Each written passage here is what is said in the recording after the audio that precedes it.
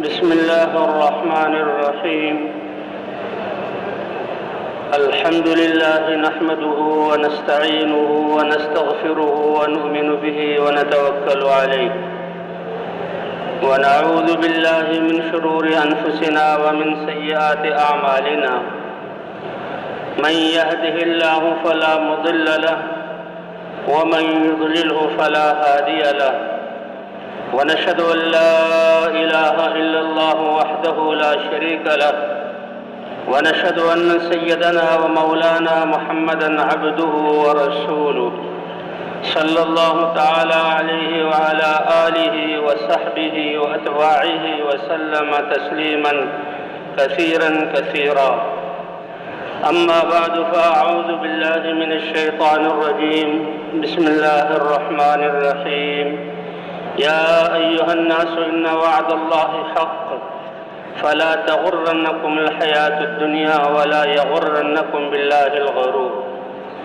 وقال تعالى: ولو أن أهل القرى آمنوا واتقوا لفتحنا عليهم بركات من السماء والأرض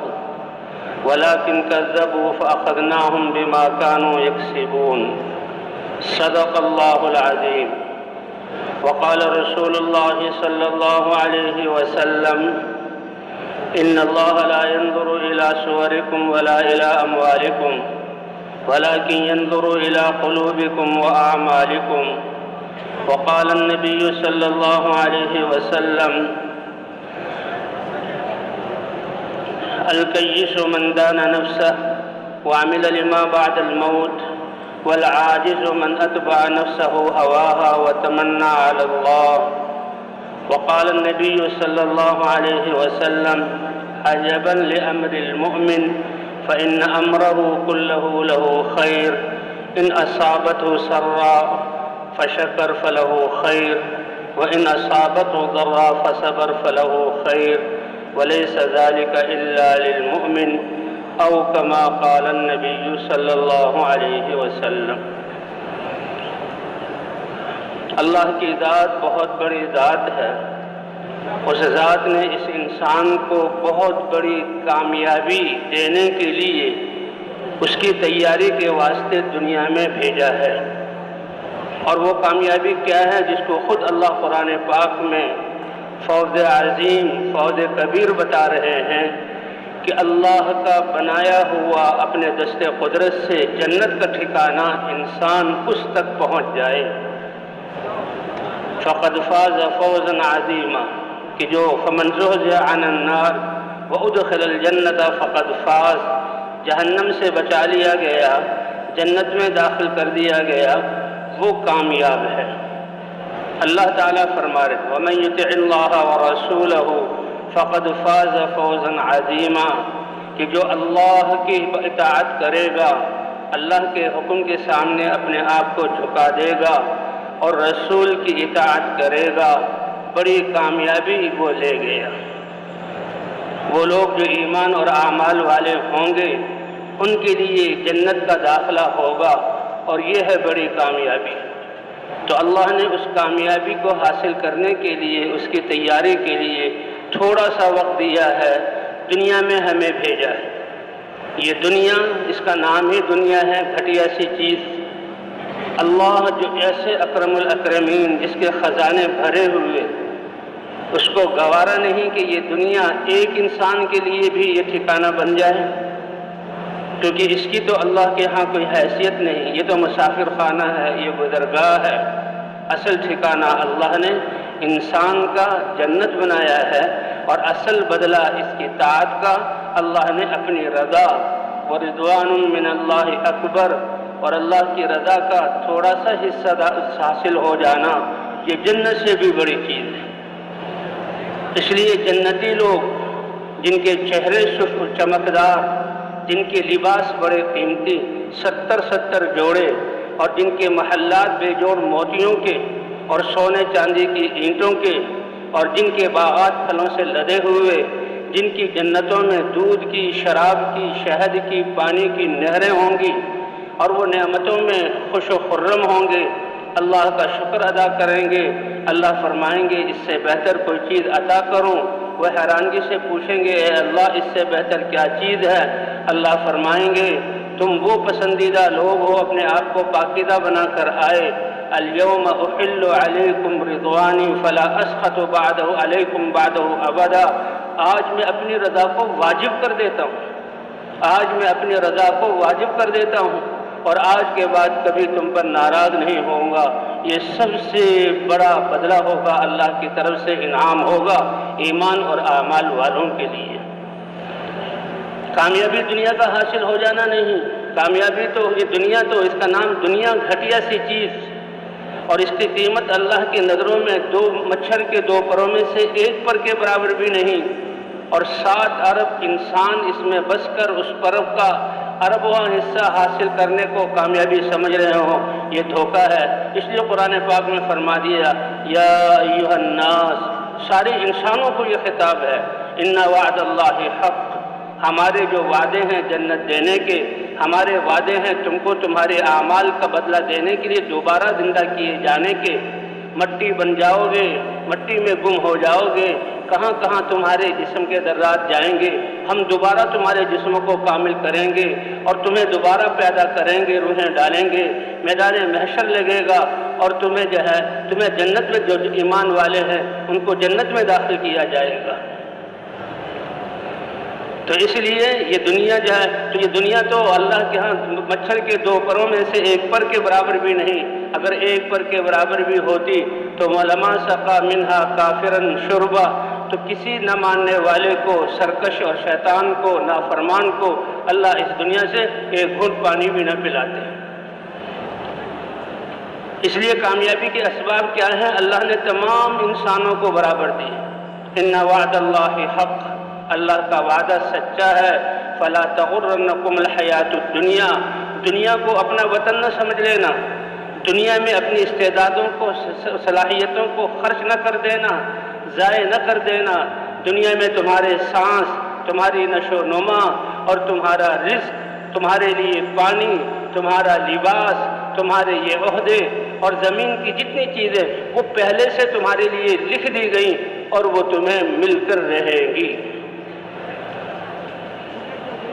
اس لیے موت ایک دروازہ ہے جس سے سب نے گزرنا ہے، جس سے سب نے گزرنا ہے۔ اس لیے جب ملک الموت آتا ہے اور روح نکالنے لگتا ہے، عزیز و رشتہ دار روتے ہیں، وہ کہتے ہیں رو کیوں رہے ہو؟ میں نے اس کی زندگی کم نہیں کی، اس کے رزق کے، دنیا کے غلوں کے ہر دانے کو دیکھ لیا، اس کے نصیب میں اب کوئی دانہ نہیں رہا، پانی کا کوئی قطرہ نہیں رہا، ہوا کا کوئی جھونکا نہیں رہا، دنیا کی کوئی چیز نعمت اس کے لیے باقی نہیں رہی۔ اب تو اس نے آگے منتقل ہونا ہے اصلی ٹھکانے کی طرف، اس لیے میں لے جا رہا ہوں۔ اور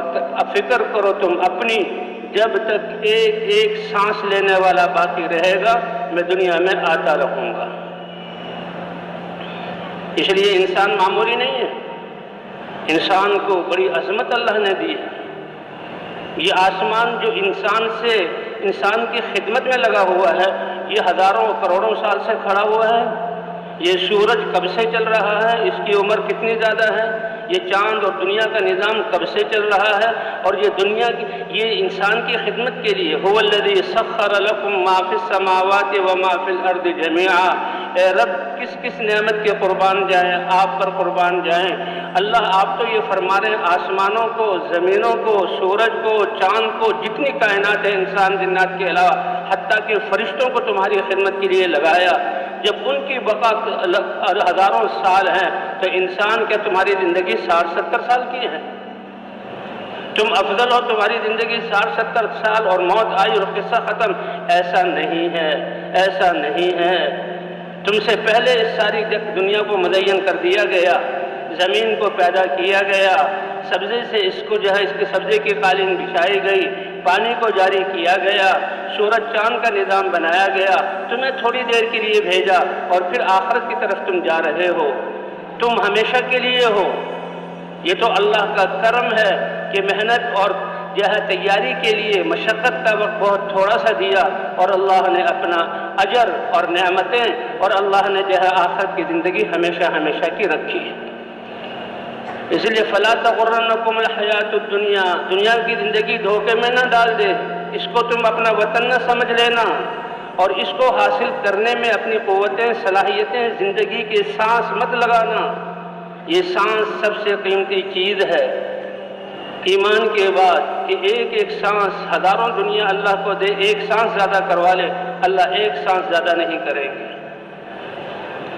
اور ایک سانس کے ایک عمل سے یہ انسان اللہ کی رضا کو حاصل کر سکتا ہے۔ سبحان اللہ تملأ المیزان، اس کی زبان کا بول سبحان اللہ، وہ میزان کہ ساتوں آسمان اور زمین اللہ تعالیٰ اس کے ایک پلڑے میں رکھ دیں گے۔ کتنی بڑی وہ میزان ہے جس میں ساتوں زمین اور آسمان اور اس کی کائنات سما جائے۔ کہا اے ایمان والے تمہارا سبحان اللہ کہنا اس میزان کو اجر سے بھر دے گا۔ اس لیے انسان بڑا عظیم ہے۔ هو الذی سخر لکم ما فی السماوات وما فی الارض جمیعا، اللہ جس کے خزانے بھرے ہوئے وہ کریم ذات ہے، زمین اور آسمان اور جو اس کی کائنات، میں نے عرض کیا جانور تو جانور ہیں، وہ تو ہم خود دیکھ رہے ہیں، کسی پر سواری، کسی کا دودھ لیا جا رہا، کسی سے نسلیں چلائی جا رہی، کسی کو ذبح کیا جا رہا، انسان کے لیے قربانی، کسی کو زینت کے لیے رکھا جا رہا، فرشتے بھی۔ اللہ فرماتے ہیں انسان ہم نے تمہاری خدمت کے لیے لگائے۔ تو دیکھو جو چیز تمہارے وما خلقت الجن والانس الا ليعبدون ما اريد منهم من رزق وما اريد ان يطعمون ان الله هو الرزاق ذو القوة المتين۔ جیسے دنیا میں آج کل تو نوکر ہوتے ہیں، غلاموں کا نظام نہیں ہے، پہلے غلاموں کا نظام ہوتا تھا، ان کو خریدا جاتا تھا، اور مالک غلام خرید کر وہ اس کی اپنی ملکیت تھا، اور غلام سمجھتا تھا کہ یہ میرا آقا ہے، اس نے مجھے پیسے سے خریدا ہے۔ 24 گھنٹے اور پوری زندگی اس کی خدمت اور اس کی منشا کو پہچاننا، پورا کرنا یہ میری ذمہ داری ہے، باقی میرے اپنے کپڑے کی ذمہ داری مجھ پر نہیں، میرے کھانے کی ذمہ داری مجھ پر نہیں، میرے بستر کی، میرے سونے کی جگہ کی ذمہ داری مجھ پر نہیں، یہ میرا آقا پورا کرے گا۔ جس کا آقا بادشاہ ہے تو وہ شاہی جوڑے دے گا، جس کا بادشاہ آقا وہ کوئی بڑا دنیا دار ہے، دنیا کی بڑی نعمتیں دے گا، درمیانہ آدمی ہے، درمیانہ لباس، درمیانہ کھانا اپنی حیثیت سے دے گا۔ یہ غلام کو یقین ہے کہ میں اس کی غلامی کروں گا، بلکہ اگر میں ایک تو اس کا آرڈر ہے جو میں پورا کر دوں اور اسی کو سر سے ٹال دوں، وہ آقا دیکھتا ہے، اور ایک یہ ہے کہ یہ جو ہے غلام اپنی سب کچھ چاہتوں کو قربان کر کے آقا کی منشا کو پہچانے تو آقا اس کو اپنے قریب کر لے گا۔ جب یہ غلام اپنی ساری چیزوں کی ذمہ داری اپنے آقا پر سمجھتا ہے، حالانکہ وہ اسی کی طرح ایک انسان ہے، تو اللہ نے اپنی عبادت کا حکم دیا، ہم بھی اس کے بندے ہیں، وہ تو ہمارا خالق اور مالک ہے۔ اور عبادت کا مطلب جیسے ابھی عصر کے بعد الا بذکر اللہ تطمئن القلوب، ہر وقت اس بات کو مستحضر رکھنا کہ اللہ ہمارے رب ہے اور ہم اس کے بندے ہیں، اور ہر وقت اس کے حکم کو دیکھنا، اس کے حکم کے مطابق سننا، اس کے حکم کے مطابق بولنا، اس کے حکم کے مطابق دماغ کی سوچ اس کے حکم کے مطابق، ہاتھ سے لینا دینا اس کے حکم کے مطابق، قدموں سے کوئی فاصلہ طے کرنا اس کے حکم کے مطابق، اور اس کے احکام نور سے بھرے ہوئے ہیں، تو اس کے جہاں پورے کرنا یہ مسلمان سمجھتا۔ تو عبادت یہ ہے،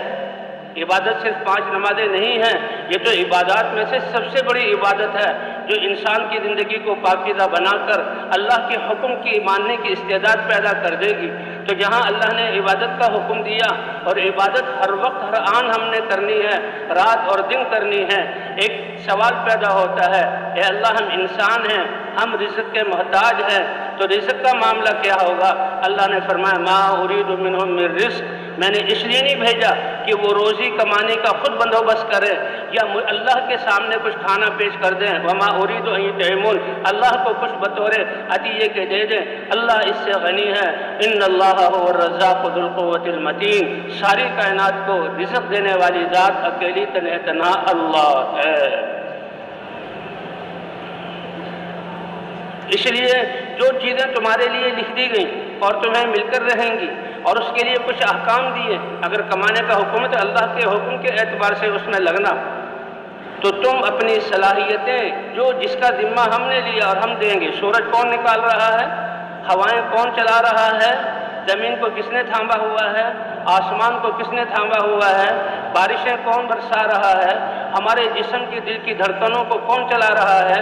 خون کو کون رگوں میں دوڑا رہا ہے؟ اور جتنے بھی اتنے صلاحیتیں جسم کے اندر کے انسان کو کوئی پتہ نہیں، وہ اکیلا اللہ اپنی قدرت سے چلا رہا ہے۔ وَإِن تَعُدُّوا نِعْمَةَ اللَّهِ لَا تُحْصُوهَا، اے اللہ آپ کتنے مہربان، کیا اگر تم اللہ کی نعمتوں کو، یہ 60-70 سال کی زندگی، اب لوگ لگے ہوئے ہیں کہ جسم میں اللہ نے کیا کیا استعدادیں صلاحیتیں، کتنا انسان کے جسم کو چیر پھاڑ لیا گیا، کتنا ایک ایک حصے کو الگ الگ کر دیا گیا، اور اب بھی انسانیت قائل ہے اس بات کی کہ اللہ نے جو نعمتیں اس کے جسم میں رکھی ہیں ابھی ہم ان ساری کو سمجھ نہیں سکے اور نہ ان تک پہنچ سکے۔ اگر اللہ کی جسم کے اندر کی نعمتیں، پھر جسم کے باہر کی نعمتیں، یہ ہوائیں، یہ سورج، یہ چاند، یہ ستارے اور یہ ساری مخلوقات، فرمایا گننا شروع کرو تو تم گن نہیں سکتے، شکر کیا ادا کرو گے؟ اللہ لا تحصوہا، تم اس کا احصاء کر ہی نہیں سکتے۔ اس لیے دنیا کی ساری چیزوں کی ذمہ داری اللہ نے لی اور ہمارے ذمہ کیا کہ آخرت کا بنانا تمہارے اعمال پر رکھا ہے، آخرت بنے گی تمہارے عمل پر۔ اس لیے اللہ تعالیٰ نے آخرت جو کامیابی کی جگہ ہے اور اللہ کا مہمان خانہ ہے اور وہ انسان کا ٹھکانہ ہے، اس کو حاصل کرنے کے لیے اللہ نے اسباب سب کو برابر دیے ہیں۔ دنیا کی ضروریات کے لیے کارخانے ہیں، کارخانوں سے، مشینوں سے چیزیں بن رہی ہیں۔ کوئی دنیا کا بڑے سے بڑا کارخانہ، چاہے وہ بہت قیمتی انجن بنا رہا ہو، بہت قیمتی ہتھیار بنا رہا ہو، یعنی تھوڑے سے وقت میں اتنی زیادہ چیزوں کو بنا نہیں سکتا جتنے یہ انسان اعمال کو اپنے جسم سے کر سکتا ہے۔ اب دیکھنے میں تو ہم اس میدان میں بیٹھے ہوئے ہیں، یہ اللہ کا انعام کب سے شروع ہوا؟ دیکھیں، مسلمان کا بیٹھنا دین کے لیے، فرمایا ہے کہ وجبت محبتی للمتحابین فیہ، کہ اللہ فرماتے ہیں جو میرے لیے محبت کرتے ہیں اور ایک دوسرے سے ملتے ہیں اور بیٹھتے ہیں، کتنا بڑا اللہ انعام فرماتے ہیں۔ فرمایا مجھ پر واجب ہو گیا کہ میں ان سے محبت کروں۔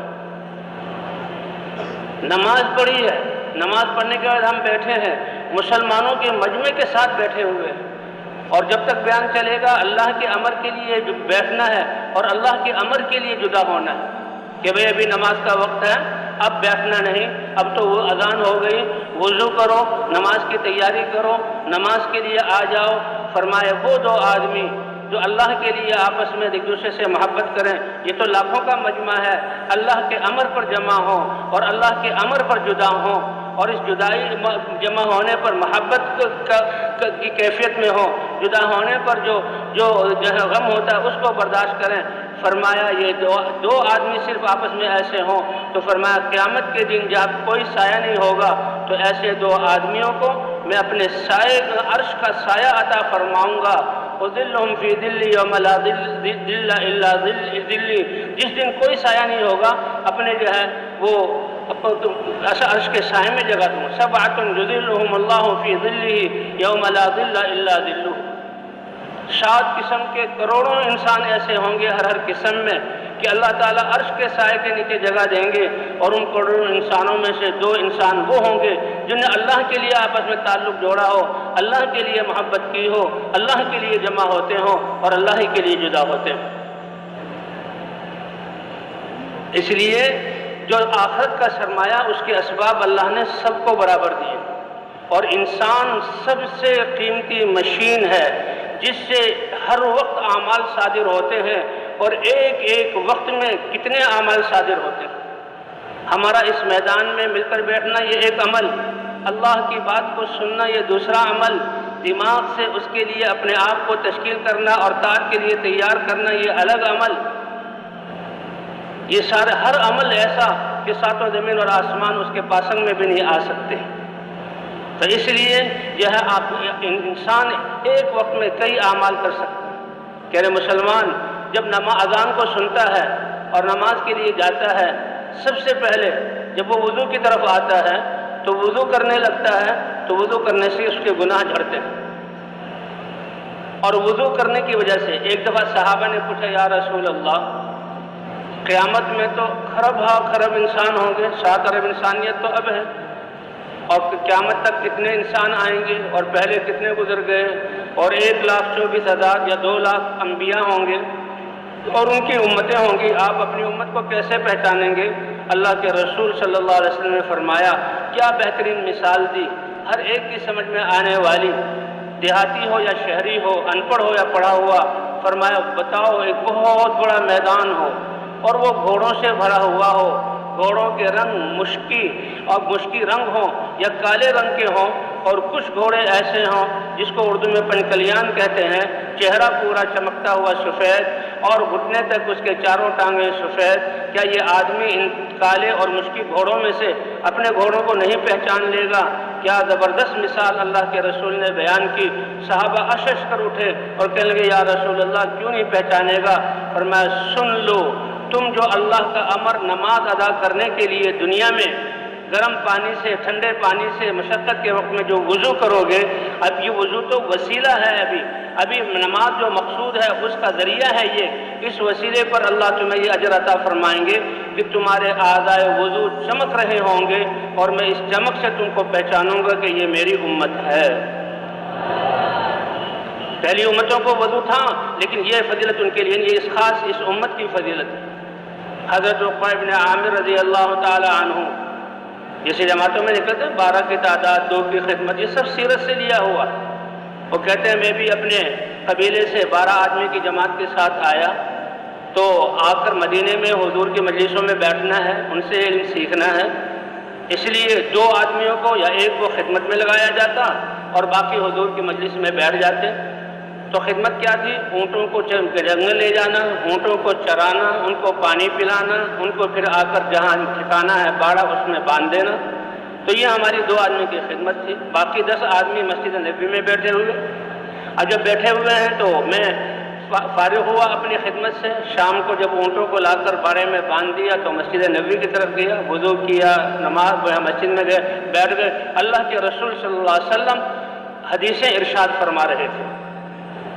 اور فرمائیں کہ جو بات میں نے سنی حضور صلی اللہ علیہ وسلم سے میں تو بہت حیران رہ گیا۔ اللہ کے رسول صلی اللہ علیہ وسلم کیا کہہ رہے ہیں کہ جو آدمی اچھی طرح وضو کر لے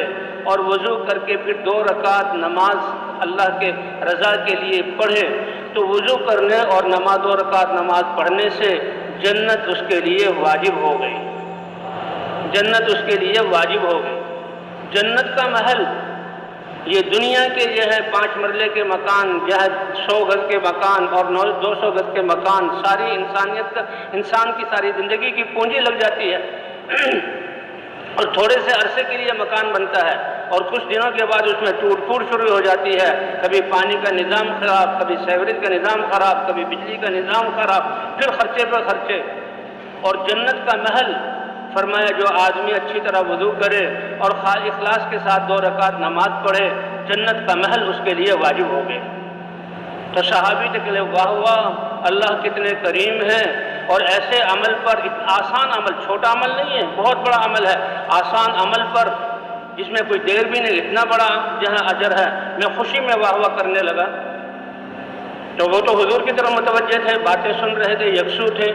کہا میرے ساتھ ایک ہستی بیٹھی ہوئی تھی، انہوں نے مجھے اپنی طرف متوجہ کیا، جب میں نے دیکھا وہ حضرت عمر امیر المومنین حضرت عمر ابن خطاب تھے، اور نے کہا معلوم ہوتا ہے تم ابھی مجلس میں ابھی حاضر ہوئے ہو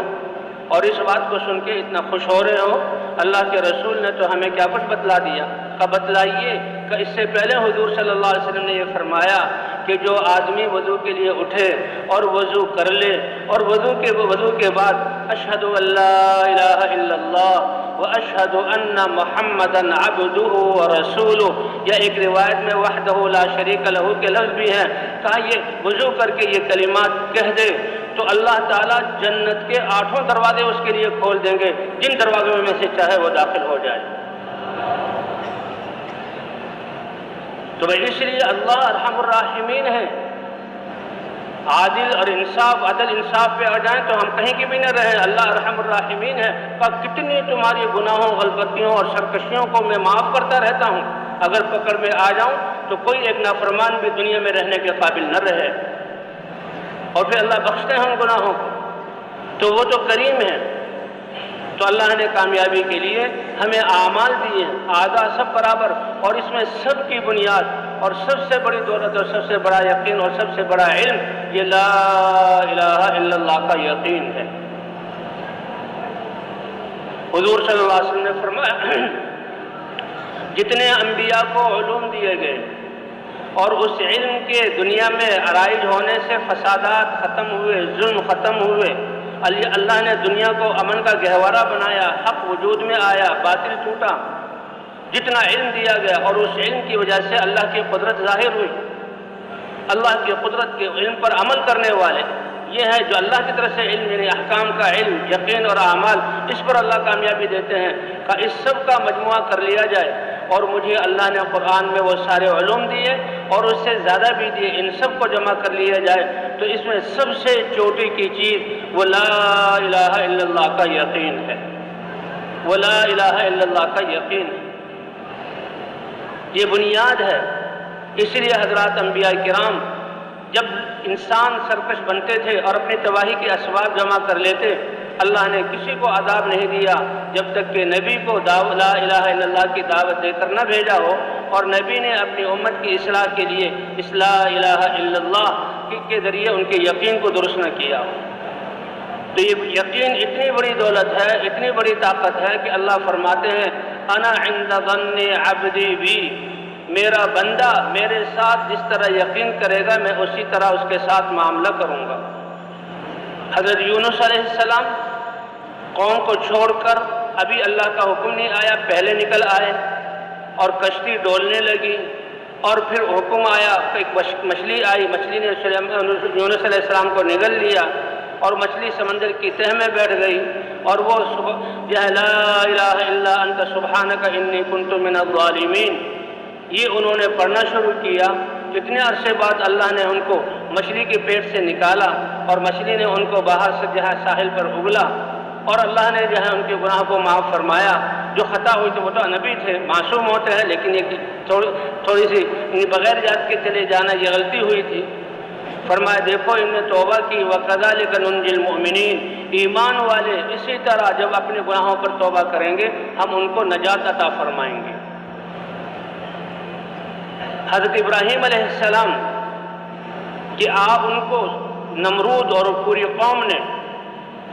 ایک وادی جو ہے آگ سے بھری، ایندھن سے بھری، اس کو آگ لگائی، اور ابراہیم علیہ السلام کو رسیوں سے باندھ کر منجنیق میں، اور ساری قوم پہاڑوں پر چڑھ کر نیچے وادی جو آگ کا سمندر ہے دیکھ رہے ہیں، اور سب خوش ہیں کہ آج نمرود کا فیصلہ چلے گا اور آج ابراہیم علیہ السلام اس آگ میں جائیں گے، قصہ ختم۔ لیکن یہ تو اللہ کی ڈھیل ہے، کرنے والے اللہ تعالی ہیں۔ جی ہاں، وَلِلَّهِ الْأَمْرُ مِنْ قَبْلُ وَمِنْ بَعْدُ، پہلے بھی اور اب بھی اور ہمیشہ سارا معاملہ کس کے ہاتھ میں ہے؟ اللہ کے ہاتھ میں۔ اور ابراہیم علیہ السلام کیونکہ اللہ کی طرف داعی ہیں، رسول ہیں، اللہ کی ذات پر ایسا یقین کہ جو اللہ چاہیں گے ہوگا وہ، اور جو اللہ نے میرے بارے میں حکم دیا اس کامیابی اسی میں ہے، چاہے ظاہری طور پر میں جل کر خاک ہو جاؤں تو کامیابی اس میں اللہ کے امر کو پورا کرنا۔ لا الہ الا اللہ، اللہ کے علاوہ کوئی عبادت کے لائق نہیں، اللہ کے علاوہ ہمارا کوئی مطلوب نہیں، اللہ کے علاوہ ہمارا کوئی مقصود نہیں، اللہ کے علاوہ ہمارا کوئی محبوب نہیں۔ رزق دینے والے ہیں تو اللہ، اور حفاظت کرنے والے ہیں تو اکیلے اللہ۔ تو یہ یقین اتنی بڑی دولت ہے کہ آگ کا سمندر ہے، ابراہیم علیہ السلام کو رسیوں میں باندھا ہوا ہے، منجنیق، بھئی اتنی سی دیر ہے کہ ہینڈل کو کھینچا جائے اور ابراہیم علیہ السلام جھٹکے سے فضاؤں میں ہو کر آگ میں چلے جائیں، لیکن اس منظر سے ذرہ برابر متاثر نہیں کہ ہوگا وہ جو اللہ چاہیں گے اور اللہ کے امر میں کامیابی۔ فرشتوں تک آ گئے اور فرشتوں نے پوچھا اگر ہماری ضرورت ہو تو ہمیں کہیے، یہ بارش کا فرشتہ ہے، بارش برسا کر آگ کو بجھا دیں، ان کی اسکیم فیل ہو جائے۔ یہ پہاڑوں کا فرشتہ ہے، یہ پہاڑوں کو لے کر، یہ پہاڑوں کے جہاں تو اوپر بیٹھے ہوئے ہیں، چوٹی تک چڑھے ہوئے پہاڑوں کو مسل کر ان کو پیس کے رکھ دیں، اور اگر اللہ چاہیں تو ہوا چلا کر ہوا سے آگ کے ذریعے انہی کو ہلاک کر دیں۔ تو ابراہیم علیہ السلام نے کیا فرمایا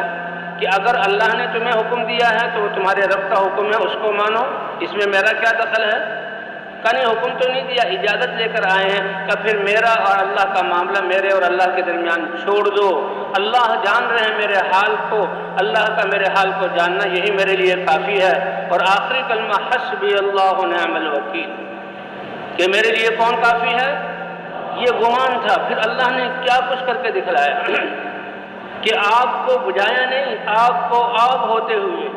اور ایک ہی وقت میں جلانے والا ہوتے ہوئے اللہ نے براہ راست حکم دے کر یا نار کونی بردا و سلاما علی ابراہیم، اے آگ میرے ابراہیم پر تم ٹھنڈی ہو جاؤ، تکلیف دینے والی ٹھنڈی نہیں بلکہ سلامتی اور خوشگوار ٹھنڈی ہو جاؤ۔ فرمایا اسی وقت آگ نے رسی کو جلایا اور اسی وقت ابراہیم علیہ السلام کے لیے ٹھنڈی ہو گئی۔ 40 دن اس میں گزرے، اور ایک روایت میں آتا ہے کہ ان کی جو اہلیہ وہ کہنے لگی میں بھی تمہارے پاس آ جاؤں، تو کہا کہ تم یہ جو کلمہ پڑھ کے آپ کلمے والی تھی آ جاؤ، وہ آ گئی، تو آگ نے ان کو بھی جو ہے اس کو جلایا نہیں۔ اور اس پر فرعون نمرود کی اسکیم ناکام ہوئی، اور نمرود نے ہاتھ جوڑے کہ یہ تو تمہارا مسئلہ چل جائے گا، میری اسکیم ناکام ہو جائے گی، لہذا تم یہاں سے نکل جاؤ۔ پھر وہاں سے ابراہیم علیہ السلام نکل کر شام کے علاقے میں آئے تھے۔ تو یہ ایمان اور اللہ کی ذات پر یقین کہ اللہ کے امر میں کامیابی ہے، کامیابی دینے والے اللہ ہیں۔ اسی طرح حاجر علیہ السلام کے بارے میں حکم ہوا، اے ابراہیم اپنی اس جوان بیوی کو اور اس بچے کو، اتنا عظیم بچہ کہ جس کی پشت سے سب سے بڑے نبی آئیں گے حضرت محمد صلی اللہ علیہ وسلم، دودھ پیتا بچہ، ان کو ہمارے امر سے لو اور ہمارے حکم کی بنا پر ان کو لے کر چلو۔ شام کا لہلہاتے کھیت اور لہلہاتے باغ، ٹھنڈے جہاں فضائیں اور نہریں اور پھل، ان سب اور آبادی، ان سب کو چھوڑ کر چلو۔ اردن کے دشت آئے، کہا ابھی آگے چلو، حجاز کے سنگلاخ پہاڑ آئے، کہا ابھی اور چلو، اور بڑے بڑے کالے رنگ کے پہاڑ، اور وہاں ایک وادی اور ٹیلا کہ اس اپنی بیوی کو اور دودھ پیتے بچے کو یہاں پر چھوڑ دو۔ اب مہینے کا یہ سفر تھا، اللہ کے رسول انبیاء تو اپنے گھر والوں کے ساتھ سب سے زیادہ اچھے اخلاق والے ہوتے ہیں، تو بولنا چالنا بہت خوب، لیکن یہاں پر آ کر ابراہیم علیہ السلام نے بیوی کو اتارا اور وہ تھیلا دیا جس میں کھجوریں تھیں اور پانی کا مشکیزہ دیا، اونٹ سے اترے نہیں، اجازت نہیں، اور نکیل کو موڑ کر جیسے اب جانے لگے، کسی کو منزل پر پہنچا کر جانے لگے ہیں۔ حاجر علیہ السلام حیران ہوئی اور فطرتاً یہ سوال کیا، جہاں چھوڑ کر جا رہے ہیں، کس کے حوالے کر کے جا رہے ہیں، کیوں چھوڑ کر جا رہے ہیں، کہاں چھوڑ کر جا رہے ہیں؟ یہ 2-3 سوال، لیکن ابراہیم علیہ السلام جواب نہیں دے رہے، کیونکہ نبی کی صحبت میں رہی تھی، ایمان بنا ہوا تھا، سمجھتی تھی۔ فوراً دل میں یہ خیال آ گیا کہ اللہ کے رسول یہ تو خلیل ہیں، اللہ کے امر کے بغیر یہ کام نہیں کر سکتے، تو زبان سے پوچھ لیا، اللہ امرک بہذا، کیا اللہ نے آپ کو اس کا حکم دیا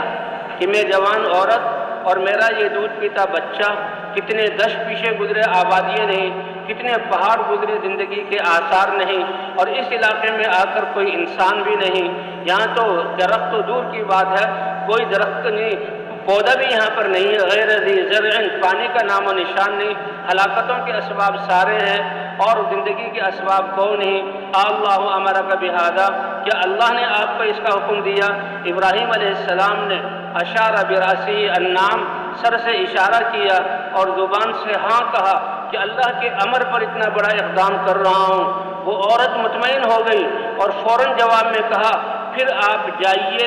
اذن لا یضیعن اللہ، آپ کا مجھے اور اپنے اس بچے کو اس وادی غیر ذی زرع میں چھوڑنا اللہ کے امر کی بنیاد پر ہے، اور میرا یہاں رہنا بھی اللہ کے امر کی بنیاد پر ہے، تو اس لیے اب اللہ ہمیں ہرگز ضائع نہیں کرے گا۔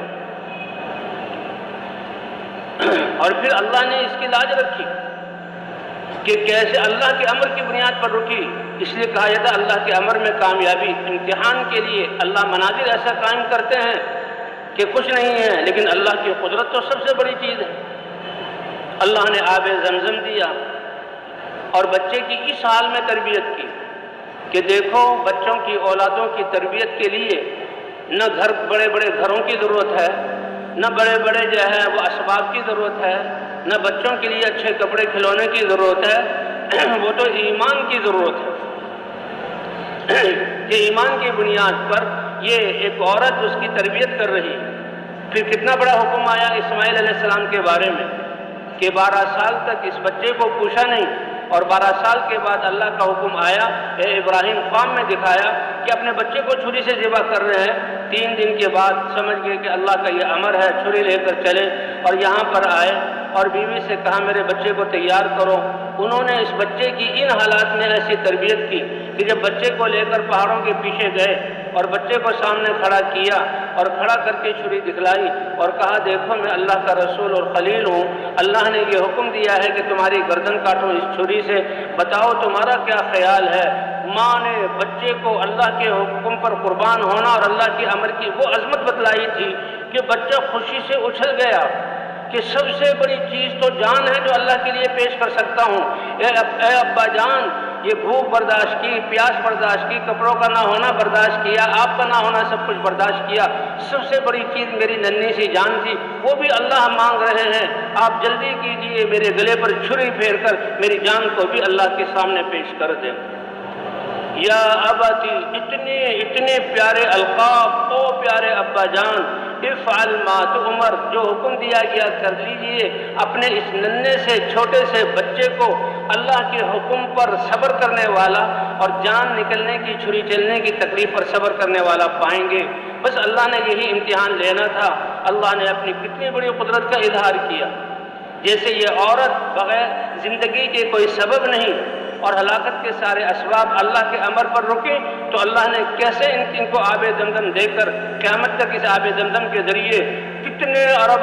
انسانوں کی حاجتیں اس کے ذریعے پوری کی۔ ان کی بھی اپنی بھوک جہاں ختم ہوئی، پیاس ختم ہوئی، بیماری سے شفا ملی اور تربیت ہوئی۔ اور اللہ کے رسول صلی اللہ علیہ وسلم فرماتے ہیں ماء زمزم لما شرب له، ایمان والا جس نیت سے آب زمزم کو پی لے گا اور جو حاجت اللہ سے مانگے گا اللہ وہ اس کو عطا کرتے رہیں گے۔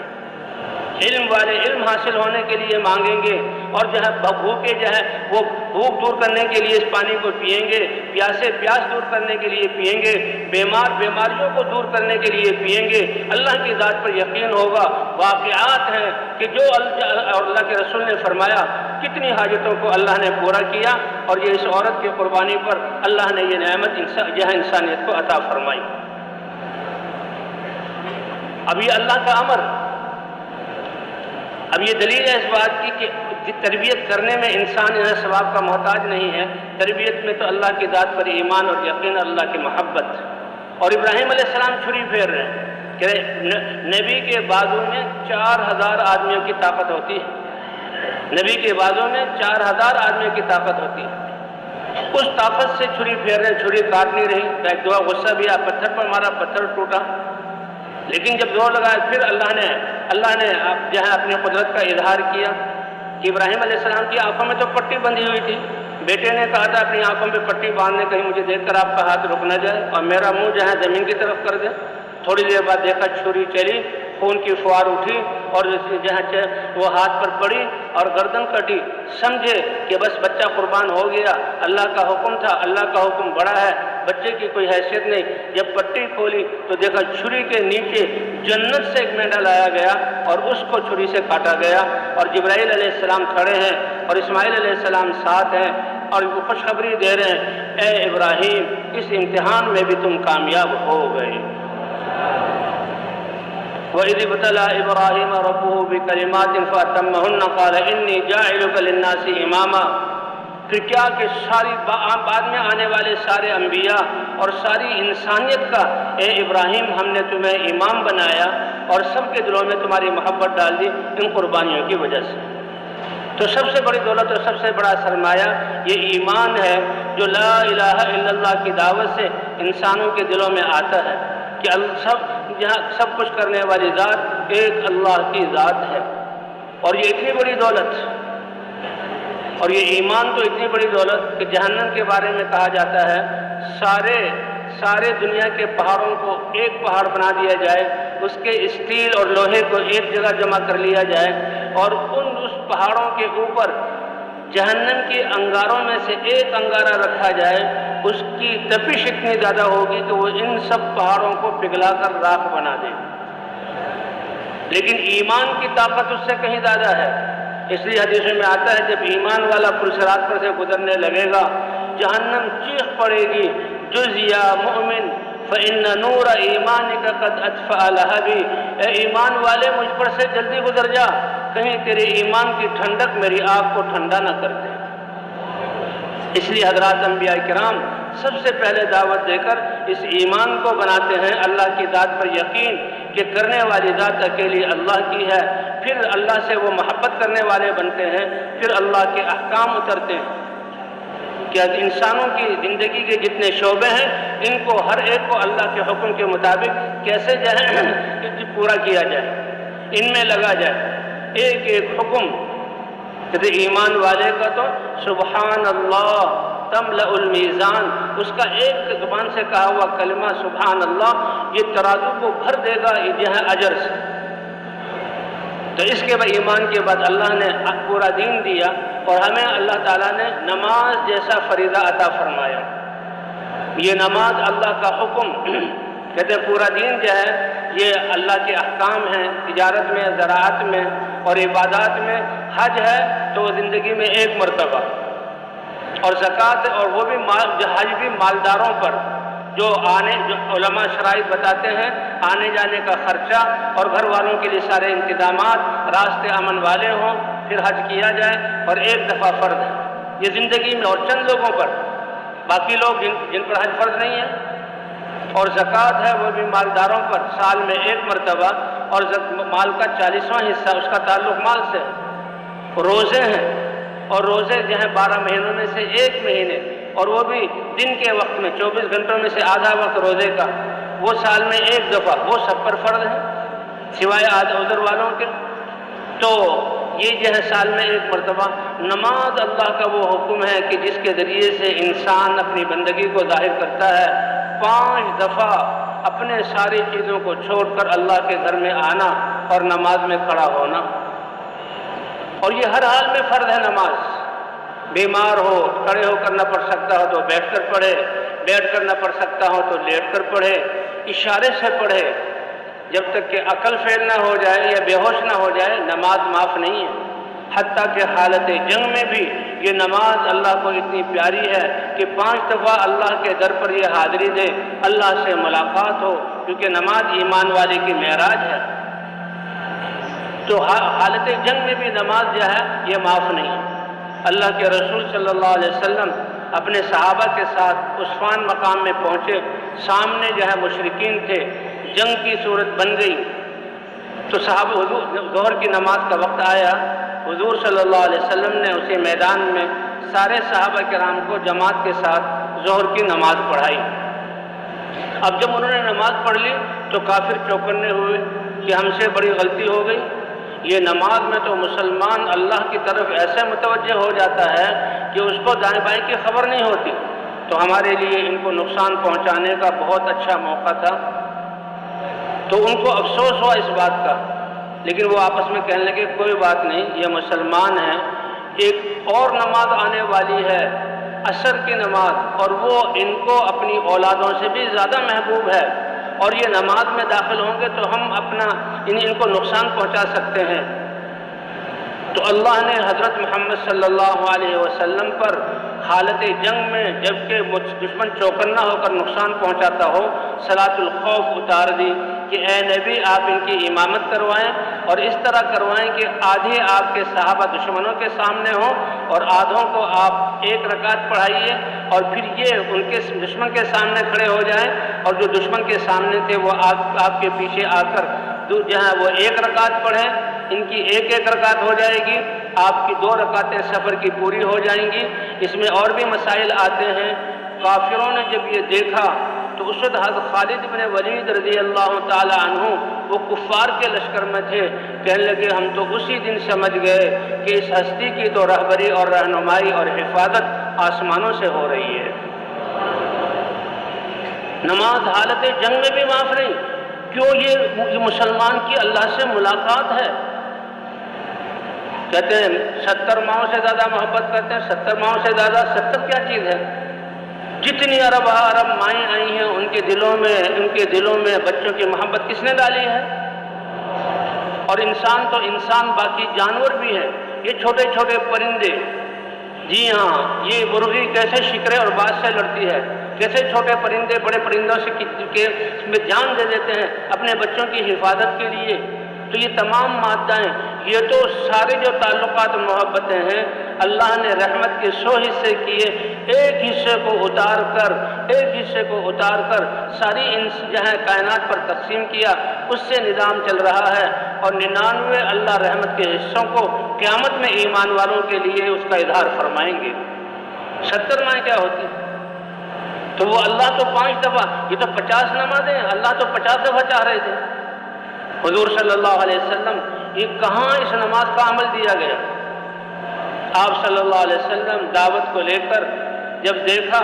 کہ مکے والے اور اپنی قوم کتنی رکاوٹیں ڈال رہی ہے، کتنی سختیاں کر رہی ہے، شیب ابی طالب میں بند کیا، ایمان والے کمزور لوگوں کو کتنی تکلیفیں دے رہی ہے، تو حضور صلی اللہ علیہ وسلم، آپ تو دل میں آپ کی یہ بہت بڑی تمنا اور بے چینی تھے کہ انسانیت ہدایت کے راستے پر کیسے پڑ جائے، تو حضور صلی اللہ علیہ وسلم طائف تشریف لے گئے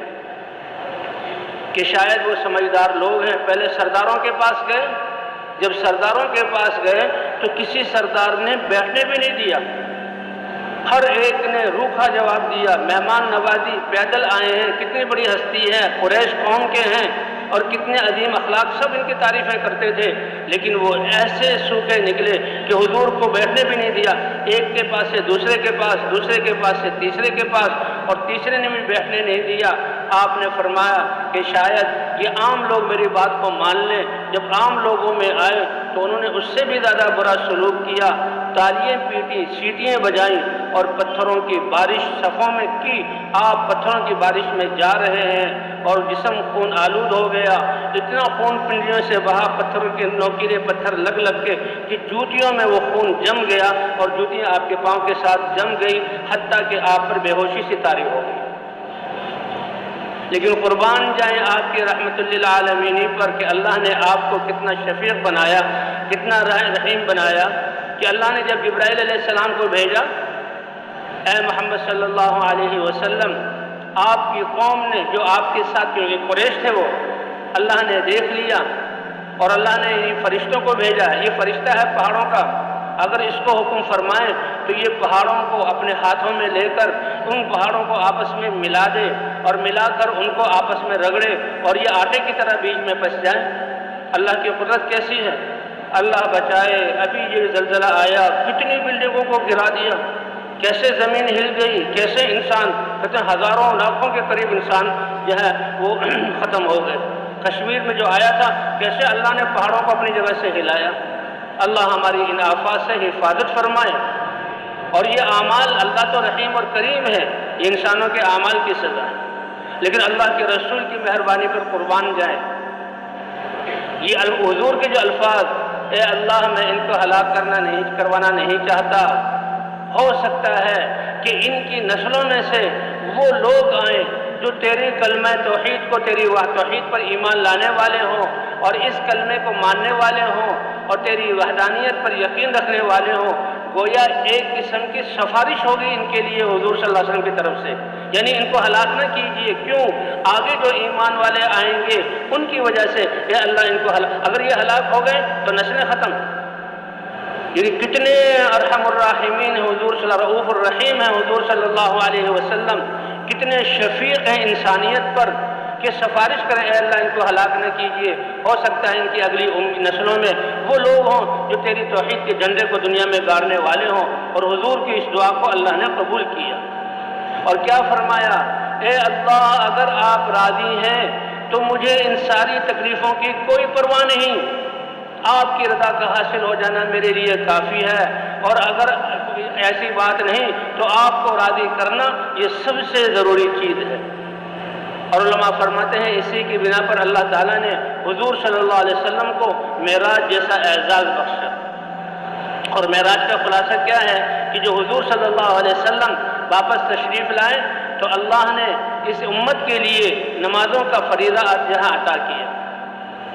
تو شروع میں جب حضور صلی اللہ علیہ وسلم جہاں تشریف لائے آسمانوں سے آ رہے تھے تو 50 نمازیں اس امت کو دی تھی۔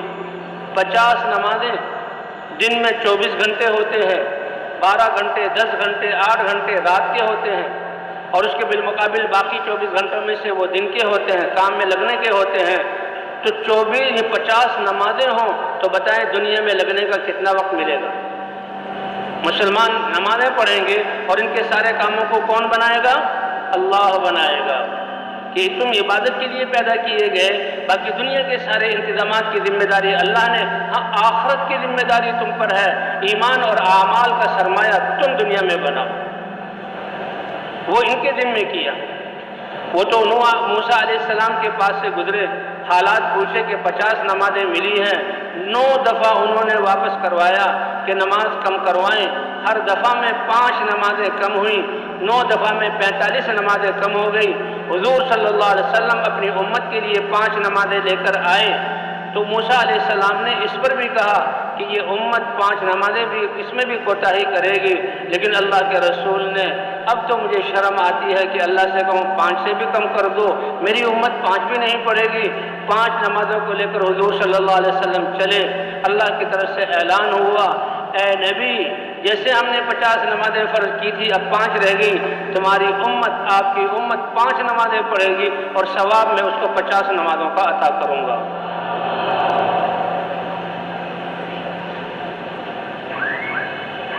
تو اصل تو مقصود نماز ہے، وہ حضرت عقبہ ابن عامر کا جو قصہ سنایا جا رہا تھا، مولانا یوسف صاحب رحمۃ اللہ علیہ فرماتے تھے کہ وضو جو وسیلہ ہے اور اس وضو کے بعد مسلمان یہ کلمہ شہادت پڑھ لے، 8 دروازے جنت کے کھل جاتے ہیں، جنت کے محلات مل جاتے ہیں۔ جس کی وضو پر اللہ اس کو یہ انعام دیں گے تو اس کی نمازوں پر اللہ تعالیٰ دنیا اور آخرت کے کام کیسے نہیں بنائیں گے؟ یہ اللہ کا امر ہے۔ اور فرمائے ایمان کے بعد سب سے پہلے نماز فرض ہوئی، کیونکہ نماز ایک ایسی عبادت ہے جیسے میں نے عرض کیا 5 دفعہ حالت جنگ میں بھی یہ معاف نہیں ہے، اور 5 دفعہ یہ نمازیں جہاں فرض ہوئی ہیں 5 نمازیں انسان یہ پڑھتا ہے۔ تو یہ ایسی عبادت ہے عبادات میں سے کہ حج کا تعلق مال کے ساتھ بھی ہے، انسان کی جسمانی مشقت کے ساتھ بھی ہے، زکوٰۃ کا تعلق مال کے ساتھ ہے، روزے میں عبادت ہے، اس کی دنیا کے کام کر سکتا ہے، لیکن نماز اتنا پیارا فرض ہے اللہ کا کہ اس میں تو سب کچھ چھوڑ کر آؤ اور دل کو خالص کر کے آؤ، اور اللہ کے سامنے پہ اللہ اکبر کہہ کر دل بھی اللہ کی طرف متوجہ ہو اور سارے اعضاء کو اللہ کے احکام کا پابند کر دو۔ اس لیے یہ مختصر ہے، 10 منٹ میں آدمی 2 فریضے بڑے اچھے طریقے سے پڑھ سکتا ہے کہ دل بھی اللہ کی طرف متوجہ اور سارے اعضاء بھی اللہ کی طرف، اللہ کے حکم کے پابند۔ اس لیے کہتے ہیں ان الصلاۃ تنہی عن الفحشاء والمنکر، یہ اللہ کی ایسی عبادت ہے کہ سارے اعضاء کو اللہ کے حکم کا پابند کیا۔ نماز میں تو اللہ تعالیٰ اب اس کی ایسی تربیت فرماتے ہیں کہ یہ اس کے جسم کا استعمال ایسا ٹھیک ہوگا کہ یہ نمازی اب دنیا کے جس شعبے میں جائے گا اور یہ اپنے جسم کا استعمال اللہ کے حکم اور نبی کے طریقے کے مطابق کرے گا۔ اس لیے فرمایا نمازی آدمی کی اگر جو ہے چیز وہ دنیاوی حالات اور اعمال ٹھیک نہیں ہے تو وہ خیر منائے اپنی نمازوں کی۔ یہ تو اللہ کا ارشاد ہے ان الصلاۃ تنہی عن الفحشاء والمنکر، کتنا بڑا یہ عمل ہے نمازوں کا۔ تو اللہ کے راستے میں نکل کر جہاں دعوت دے کر ایمان بنایا جاتا ہے وہاں نمازوں کے ذریعے سے اپنے جسم کے اعضاء کی تربیت کی جاتی ہے کہ جسم کا استعمال ٹھیک ہو جائے۔ اب 10 منٹ کے لیے انسان اپنے ہاتھ اور پاؤں، دل اور دماغ، آنکھیں اور زبان اور کام سب اللہ کے حکم کے پابند ہوتے ہیں۔ جس شخص نے نماز میں اپنے اعضاء کو اللہ کے حکم کا پابند کر لیا، بادشاہ کو دیکھو تو وہ اپنی بادشاہت میں اللہ کے احکام کو پورا کرے گا اور رعایا کے حقوق کو ادا کرے گا۔ یہ تاجر ہے تو اس کی تجارت پاکیزہ ہوگی، گاہکوں کے ساتھ اس کا معاملہ ٹھیک ہوگا۔ یہ صنعت کار ہے تو کارخانے کا چلانا اس کا اللہ کے حکم کے مطابق ہوگا، مزدوروں سے اس کا معاملہ ٹھیک ہوگا۔ اگر یہ زمیندار ہے تو زمینداری میں اس کے جسم کا استعمال ٹھیک ہوگا کیونکہ نماز اس کی درست ہو گئی، اور اپنے ہاریوں سے اس کا معاملہ ٹھیک ہوگا۔ معاشرے میں پڑوس میں رہ رہا ہے تو اس کا اپنے پڑوسیوں سے،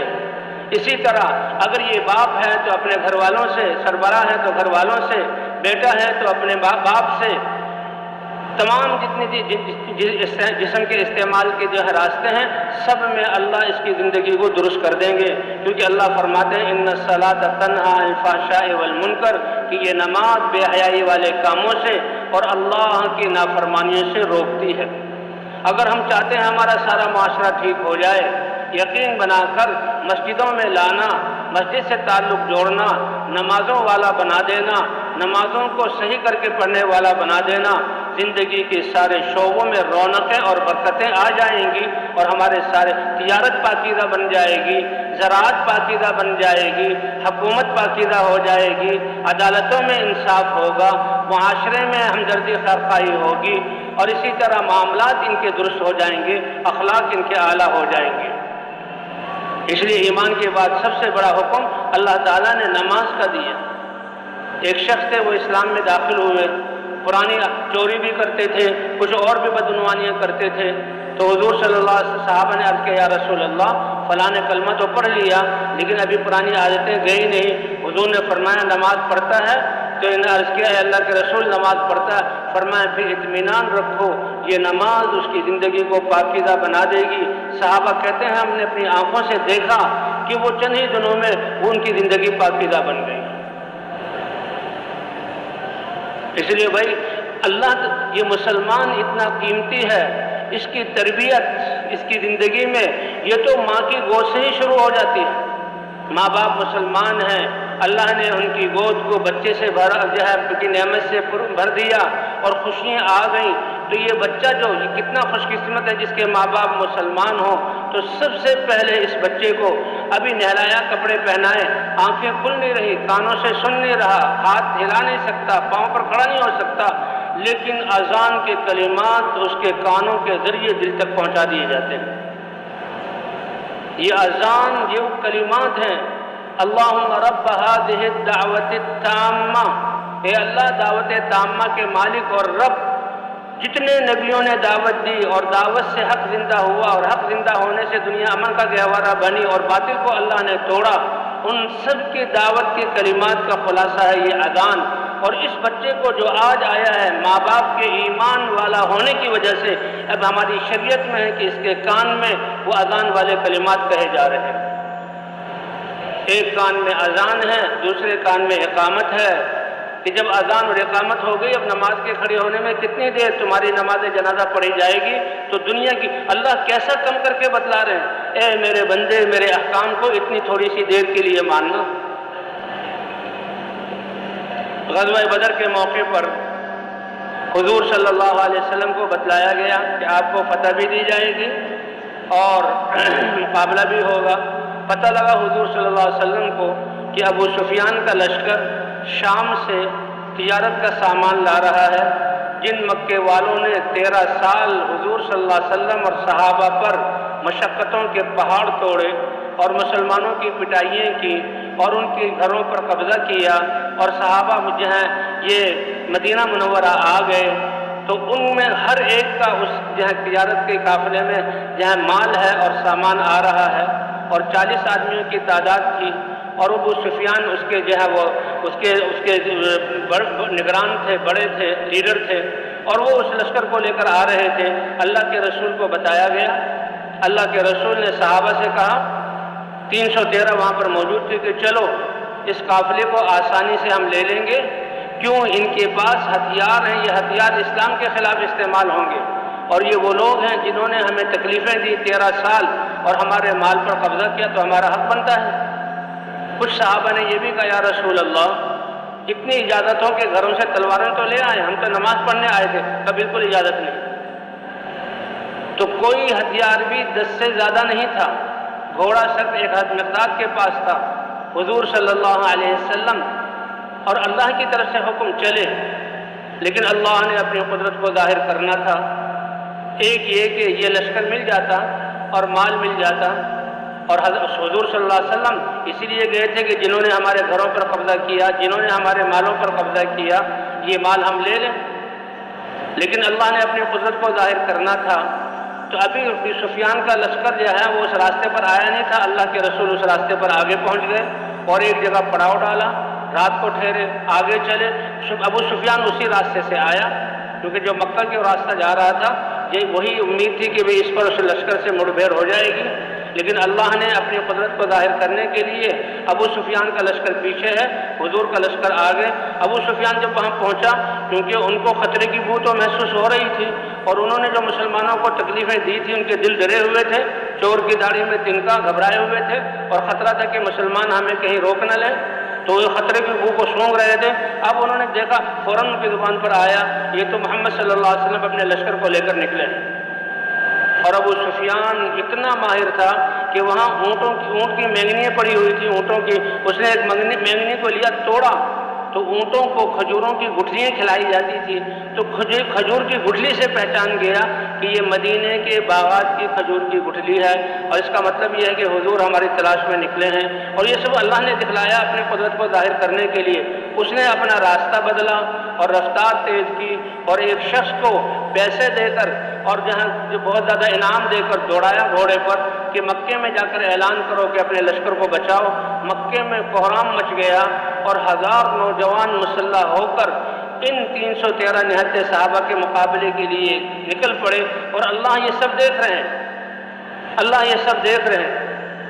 اب یہ لشکر تو بچ کے نکل گیا، اور حضور صلی اللہ علیہ وسلم جب اس میدان غزوہ بدر میں پہنچے ہیں تو سامنے سے 1000 کا لشکر جرار اور جو ہے مسلح ہو کر آ رہا ہے، اور ان کے سامنے 313 صحابہ ہیں۔ تو اللہ نے اپنی قدرت کا اظہار کیا۔ سب سے پہلے تو ایسا ہوا کہ پہلے صحابہ کرام ایک میدان اور چکنی زمین پر ٹھہرے، لیکن ایک صحابی نے، خباب ابن منذر نام ہے، یا رسول اللہ اس جگہ پر ٹھہرنا اگر وحی ہے اور آپ کا قطعی فیصلہ ہے پھر تو بولنے کی گنجائش نہیں، لیکن اگر آپ کی رائے ہے تو میری رائے میں اس کو چھوڑ کر دوسری جگہ لے لیں۔ تو حضور نے اپنی رائے بدل دی، بتلایا امت کو کہ مشورے میں قطعی امر نہ ہو تو مشورے سے رائے کو بدلا جا سکتا ہے۔ وہ جگہ بدلی تو خیر ہو گئی کہ اللہ سب سے پہلے اللہ نے جو مدد کی، بارش برسا دی۔ بارش کے برسنے سے چکنی جگہ تھی وہاں کیچڑ بن گیا، حرکت کرنا بھی مشکل ہو گیا، وہ کفار کے حصے میں آئی، اور جو ریتیلی جگہ تھی جہاں مسلمان تھے وہ ریت جم گئی، اور بارش کی وجہ سے مسلمانوں کی پیاس اور جانوروں کی وہ بھی دور ہو گئی۔ سب سے پہلی مدد تو اللہ نے یہ کی۔ تو کام چلتا ہے اللہ کی مدد سے۔ اور دوسرا اللہ تعالیٰ نے فرماتے ہیں قرآن میں کہ قرآن کی آیات ہے کہ ہم نے کافروں کی تعداد کو کم کر کے تمہارے سامنے دکھلایا تاکہ تمہارے دل جو ہے وہ پشمردہ نہ ہو جائیں اور تم بے حوصلہ نہ ہو جاؤ، یہ تو بہت تھوڑے سے ہیں، تمہاری ہمت کوئی بات نہیں، اللہ کی مدد بھی ہمارے ساتھ ہے۔ اور کہا کہ کفار کی نظروں میں مسلمانوں کو 313 سے بھی کم کر کے دکھلایا تاکہ ان کی بھی جرأت ہو اور اللہ اپنی قدرت کو ظاہر کرے۔ اور کہتے ہیں جب ابو جہل آ رہا تھا یہ کافروں کے لشکر کو، 1000 کے لشکر کو لے کر، تو کئی دفعہ انہوں نے ارادہ بھی کیا کہ ابو سفیان کا لشکر تو بچ کے نکل گیا ہے لہذا ہم واپس چلے جائیں، لیکن بعض شرارتیوں اور شیطان بھی ان کے ساتھ تھا، اور شیطان ایک سردار کی شکل میں تھا۔ شیطان اس زمانے میں مشوروں میں بھی بیٹھتا تھا اور ایسے لشکروں میں بھی آتا تھا، اور اس نے ابو سفیان کا اور ایک ابو جہل کے بھائی کا ہاتھ پکڑا ہوا ہے اور جو کافروں کو ابھارتا ہوا لا رہا ہے۔ اتنے میں جب میدان بدر میں وہ پہنچا تو آسمان سے فرشتے اتر رہے تھے، فرشتوں کو اترتا ہوا دیکھ کر شیطانوں سے ہاتھ چھڑایا اور بھاگا، کہا میں جو دیکھ رہا ہوں وہ تم اس کو نہیں دیکھ رہے۔ اللہ نے بارش کے ذریعے بھی مدد کی، اور اللہ تعالیٰ نے یہ کم دکھلا کر بھی مسلمانوں کی مدد کی۔ اور پھر جو ہے جب فرشتے اللہ نے اتارے کہ 1000 فرشتے اترے، پھر 2000 فرشتے اترے، اور اللہ نے فرمایا فرشتے تو تمہارے دل کو باندھنے کے لیے اترے ہیں، یہ بشارت کے لیے اترے ہیں، تم کہو گے 5000 جو ہم فرشتے ایسے گھوڑوں پر جو نشان زدہ ہو ہم بھیج دیں گے، لیکن اس سے بڑی بات کہ اللہ کی مدد تمہارے ساتھ ہے، اللہ کی مدد تمہارے ساتھ ہے۔ اور حضور صلی اللہ علیہ وسلم اس وقت میں نماز میں کھڑے ہوئے، اللہ نے ایک تو شیطان بھاگا، اور دوسرے حضور صلی اللہ علیہ وسلم نے فرما دیا کہ دیکھو ابو جہل یہاں گرے گا اور عتبہ یہاں گرے گا، شیبہ یہاں گرے گا، فلاں یہاں قتل ہوگا۔ میدان جنگ جنگ ختم ہوئی، میدان میں دیکھا کہ جو حضور صلی اللہ علیہ وسلم نے اشارہ کیا تھا 70 افراد ان کے قتل ہوئے اور 70 افراد کو صحابہ کرام قید کر کے مدینے لے آئے۔ لیکن حضور صلی اللہ علیہ وسلم حضرت ابوبکر صدیق رضی اللہ تعالیٰ عنہ فرماتے ہیں کہ ہم نے حضور صلی اللہ علیہ وسلم کے لیے ایک سایہ دار جھونپڑا سا بنا دیا، آپ صلی اللہ علیہ وسلم نماز میں کھڑے ہو گئے، حالانکہ آپ اللہ کے رسول ہیں، دین کے لیے نکلے ہیں، اللہ کی مدد واضح ہے، لیکن پھر بھی آپ نماز میں، اور نماز میں آپ دعا کر رہے ہیں اور اللہ کے سامنے رو رہے ہیں، آنسو بہہ رہے ہیں، آنسوؤں سے داڑھی مبارک تر ہوئی اور داڑھی سے آنسو گرتے ہوئے دامن تر ہوا، اور دامن تر ہو کر جہاں کھڑے ہوئے تھے وہاں بھی آنسو گرے، اتنے آنسو بہائے کہ وہاں کیچڑ بن گئے۔ اور حضرت ابوبکر صدیق رضی اللہ تعالیٰ عنہ آئے، اے اللہ کے رسول بس کیجئے، اللہ کی مدد آ گئی۔ اور صحابہ کرام جب مقابلہ ہوا تو 70 جو ہے کافر قتل ہوئے اور 70 کو قید کیا گیا۔ مدینہ منورہ میں منافقین اور مدینہ منورہ میں اہل باطل یہود وہ بڑے خوش تھے کہ اب تو مدینہ کی اینٹ سے اینٹ بچ جائے گی اور مسلمان بچیں گے نہیں، یا آئیں گے تو زخمی اور لٹے ہوئے جو ہے وہ آئیں گے۔ لیکن جن لوگوں نے آ کر بتایا، لوگوں مدینے والوں سن لو، اللہ نے اپنی رحمت سے مسلمانوں کو فتح عطا فرما دی۔ اب وہ باتیں جو مسلمانوں کی فتح کی بات لے کر آئے تو لوگ کہنے لگے شاید یہ اپنے قتل کا منظر دیکھ کر ان کی عقلیں خراب ہو گئی ہیں، یہ ہذیانی ایسے ہی بیکار باتیں کر رہے ہیں، یہ سٹھیا گئے ہیں، یہ ٹھیک نہیں ہے، یہ تو ڈر اور خوف میں ایسی باتیں حقیقت کے بغیر کر رہے ہیں۔ لیکن پھر اللہ نے دکھایا کہ مسلمان فتح کے ساتھ 11 صحابہ شہید ہوئے، 70 کافر بڑے بڑے سردار ابو جہل بھی وہاں قتل ہوا، اور بھی بہت سارے وہاں قتل ہوئے، اور 70 کو جہاں قید کر کے لایا گیا، اور مدینے میں پھر اللہ نے اپنی قدرت کا اظہار کیا۔ تو بھئی کامیابی کے اسباب دل کے یقین کا ٹھیک ہونا اور ہمارے جسم کے استعمال کا ٹھیک ہونا، اللہ کے احکام یہ کامیابی کے اسباب ہیں، اور یہ سبب اللہ نے ہر ایک کو دیے، اور اسی پر کامیابی کے اسباب وہ ہیں جو احکام حضرات انبیاء کرام لائے تھے۔ کامیابی کا اسباب وہ ہیں جو ابراہیم علیہ السلام کے پاس تھے، اور نمرود کے پاس بادشاہت تھی، بادشاہت ہوتے ہوئے اللہ نے اس کو ناکام کیا۔ فرعون کو بادشاہ ہوتے ہوئے اللہ نے بحر قلزم میں ڈبویا۔ قارون کا اس کے پاس یہ نہیں کہ اس کو معزول کر دیا گیا تھا، جیل میں ڈال دیا گیا تھا، اس کے ہاتھ میں کچھ نہیں رہا، اب تو تھا وہ ایک نہیں، ان اسباب میں، کیونکہ ان اسباب میں اللہ نے کامیابی رکھی نہیں ہے، ان کے مقابلے میں جو انبیاء تھے ان کے ساتھ یہ نہیں کہ ان کے پاس دنیا کی کوئی حیثیت نہیں، اس لیے اس کا ہونا نہ ہونا برابر ہے، ان کے ساتھ سب سے بڑی دولت اللہ کی مدد ساتھ تھی، اور اللہ کی مدد کی وجہ ان کا ایمان اور اعمال اور یہ دعوت والے کام تھے۔ وَمَن نَّصْرُ إِلَّا مِنْ عِنْدِ اللَّهِ، یہ مدد کس کی طرف سے اترتی ہے؟ اللہ کی طرف سے اترتی ہے۔ اس لیے ابراہیم علیہ السلام وہ اللہ کے نبی ہیں، اللہ کی نصرت ان کے ساتھ ہے، سب سے بڑی طاقت ان کے ساتھ ہے،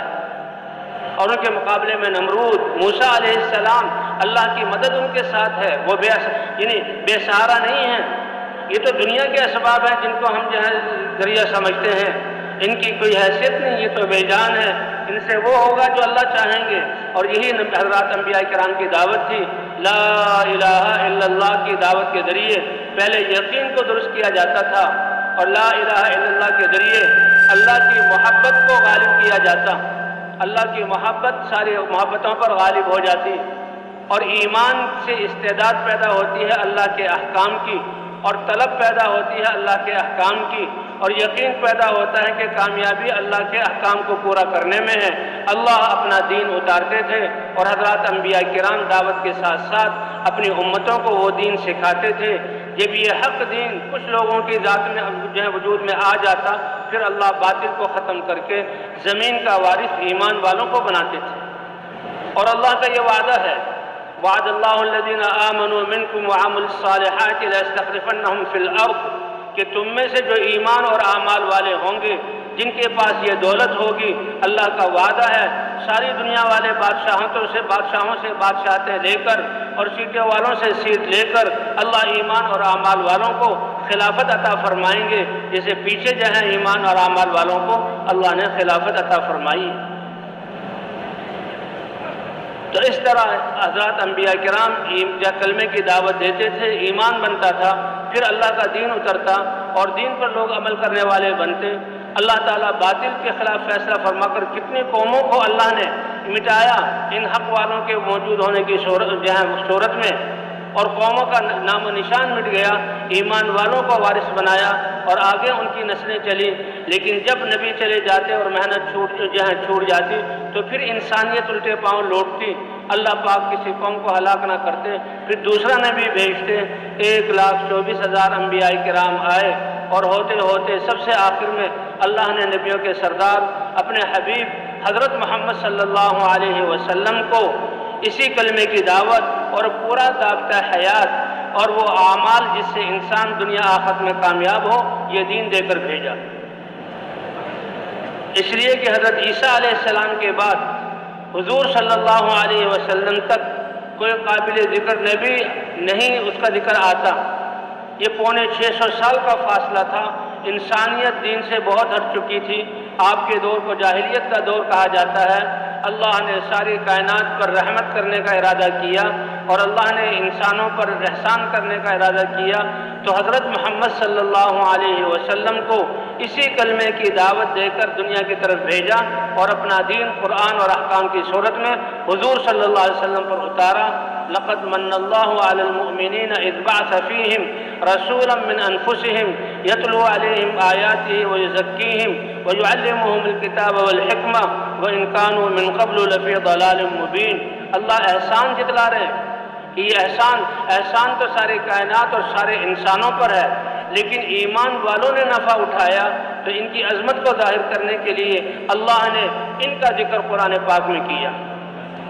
کہ یہ ایمان کتنی بڑی دولت ہے۔ کہتے ہیں سورہ کہف کی پہلی 10 صورتیں 10 آیتیں آخری 10 آیتیں پڑھیں تو اللہ تعالیٰ اس پڑھنے والوں کو دجالی فتنوں سے بچائیں گے۔ اور سورہ کہف میں کیا ہے کہ چند نوجوانوں کا ذکر ہے شروع میں کہ جو اپنے ایمان کی حفاظت کے لیے انہوں نے اپنے عہدے اور مرتبے اور شاہی آسائشوں کو چھوڑا، اللہ نے ان کے لیے اپنی قدرت کا اظہار کیا۔ وہ کتنے ہیں؟ 6 تھے اصل، اور یہ شاہی خاندان سے وزراؤں کے بیٹے تھے، شاہی محلات میں رہتے تھے اور تعلیم میں یہ بہت اچھے سمجھدار تھے۔ بادشاہ نے ان کو چنا تھا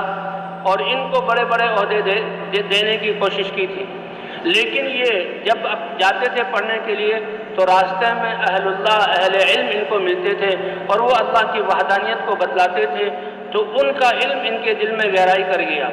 کہ یہ علماء اہل علم جو ہے ان کی بات صحیح ہے اور ساری کائنات کو چلانے والی ذات تو ایک اللہ کی ہے،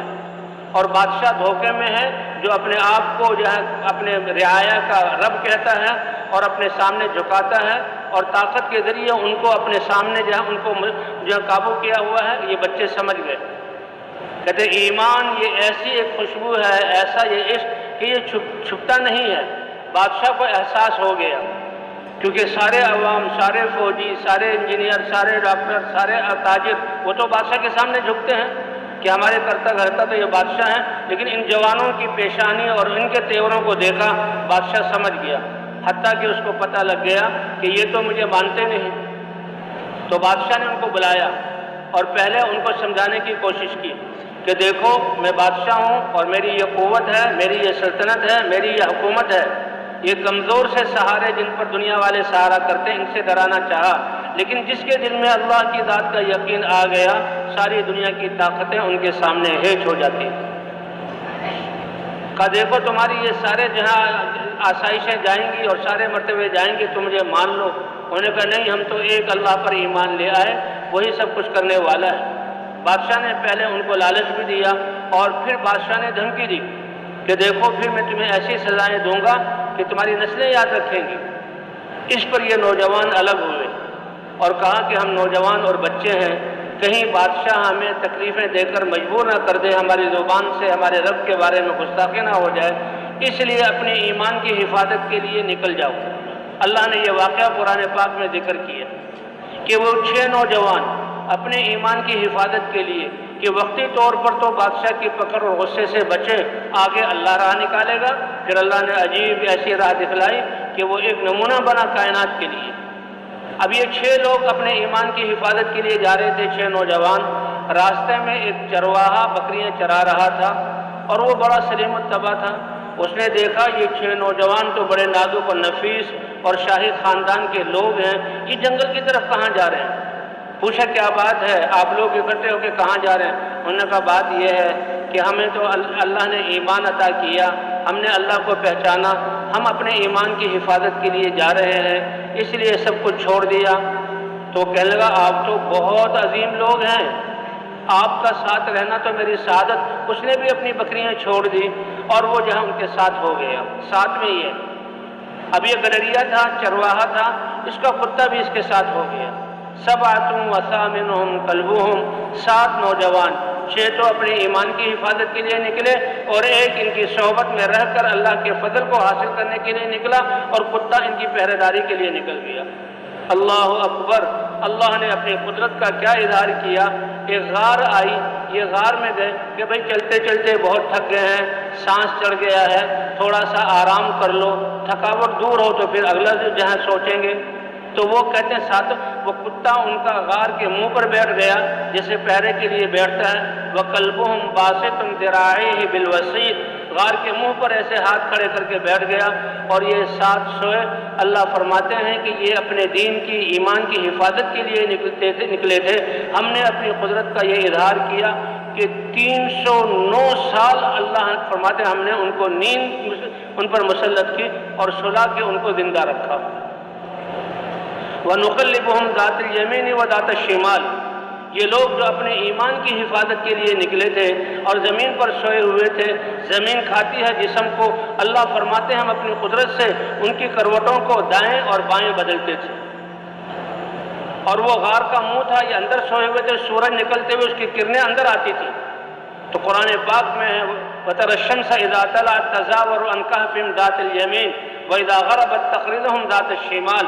جب سورج نکلتا ہے اور کرنیں اندر جاتی ہیں تو ہم دائیں طرف کرنوں کو باہر نکال دیتے ہیں، روشنی اندر باقی رہتی ہے اور ہم کروٹوں کو بدل رہے ہیں۔ اور جب سورج غروب ہونے لگتا ہے تو جو ان کی سورج کی کرنیں ان پر پڑنے لگتی ہیں تو ہم بائیں طرف سورج کی کرنیں کو نکال دیتے ہیں۔ 309 سال کے بعد ہم نے ان کو جگایا، حکومتیں ختم ہو گئی۔ یہ اٹھے اور پوچھنے لگے کہ بھئی کتنا سوئے ہوں گے؟ کہا معلوم ہوتا ہے بہت تھکے ہوئے تھے، گہری نیند تھی، یومن او بعد یوم، یہ ایک دن یا ایک دن سے کچھ کم ہم سوئے ہوئے ہیں، اب بھوک لگی ہوئی، اب بھوک کا احساس ہوا۔ 309 سال اللہ نے بغیر کھلائے پلائے اللہ نے ان کو زندہ رکھا، یہ ہے اللہ کی قدرت۔ اب کیونکہ وہ شاہی خاندان میں سے تھے، وہاں سے کچھ پیسے لے کر نکلے تھے، کہا ایک کو بھیجا کہ بھئی دیکھو یہ پیسے لے کر جاؤ اور بڑی نرمی سے بات کرنا، کسی سے جھگڑنا نہیں، پاکیزہ جو کھانا ہو لے کر آ جانا۔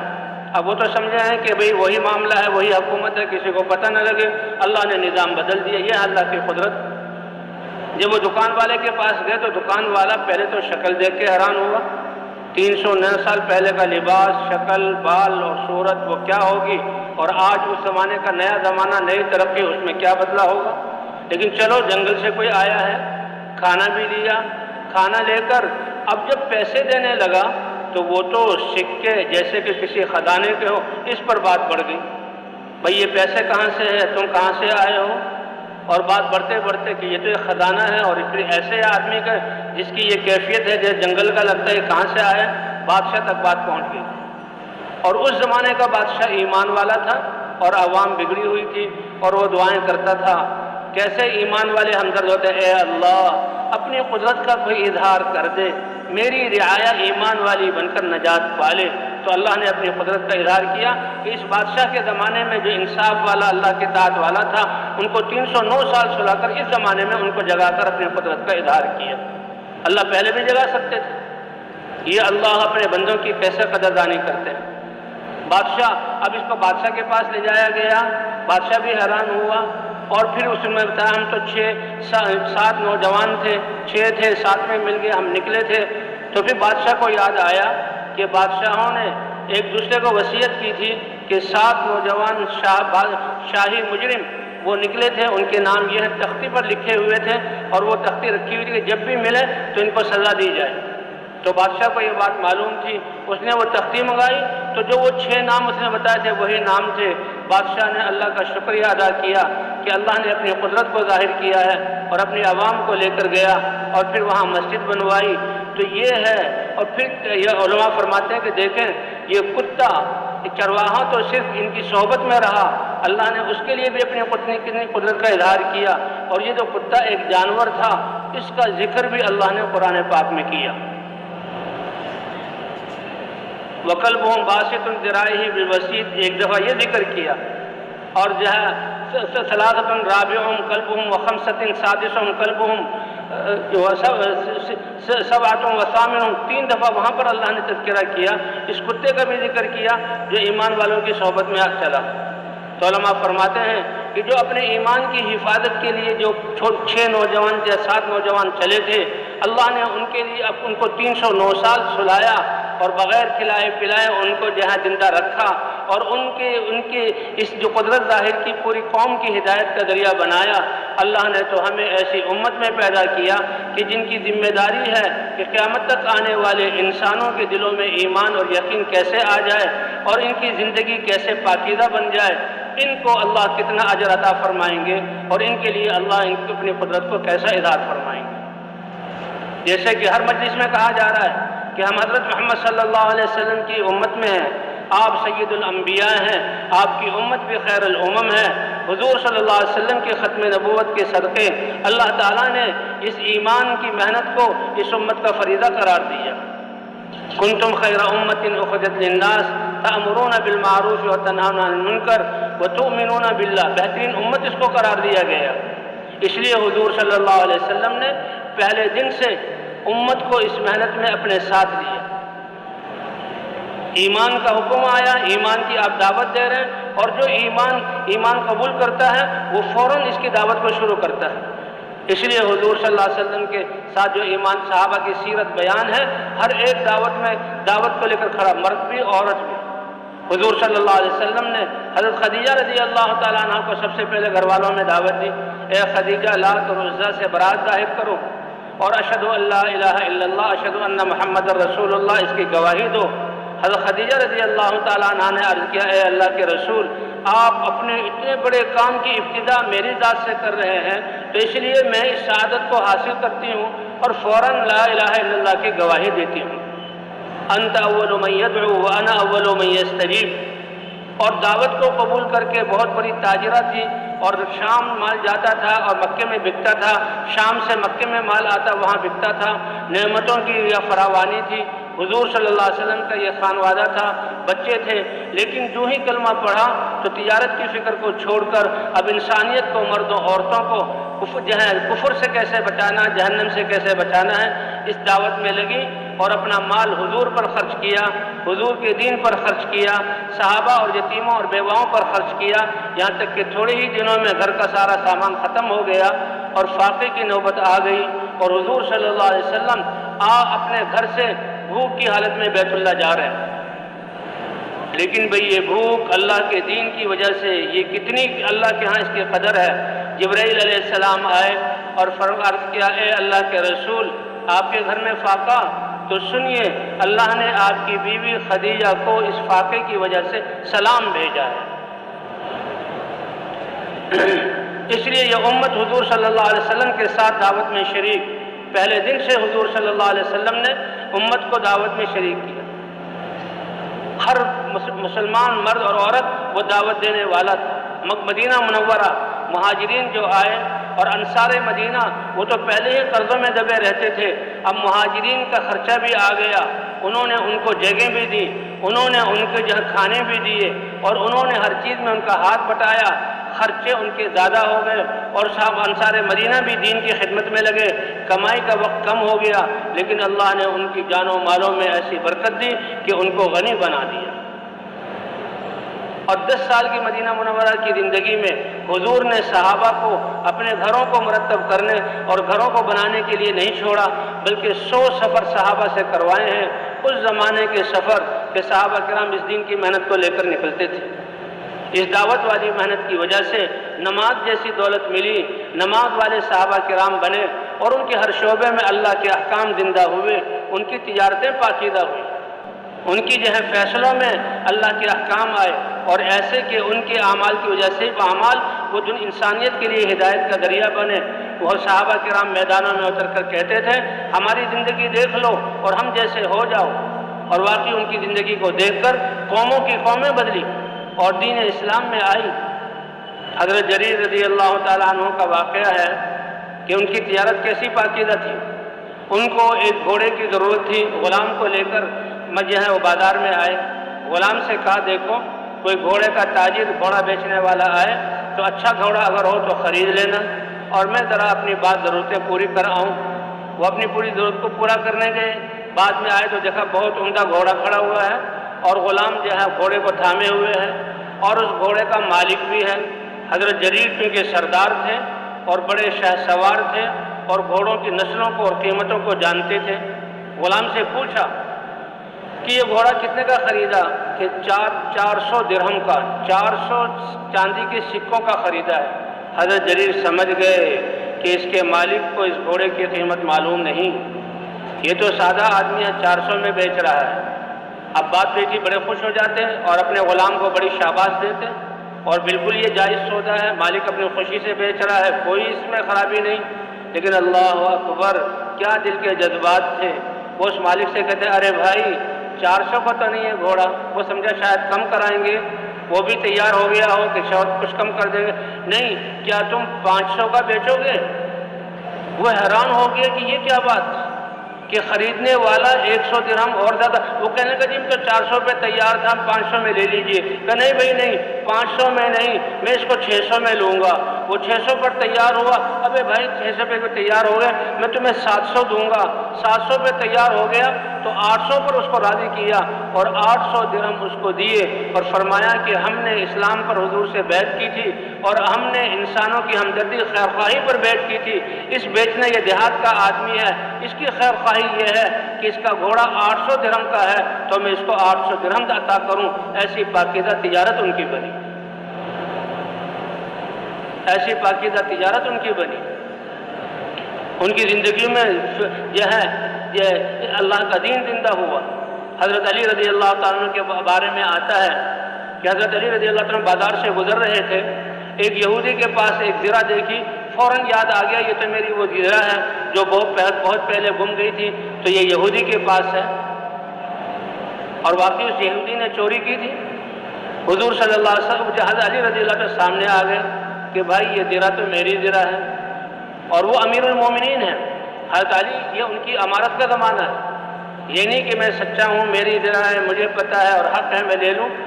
اس نے کہا نہیں جناب یہ زرہ میری ہے، میں قبضے والا ہوں۔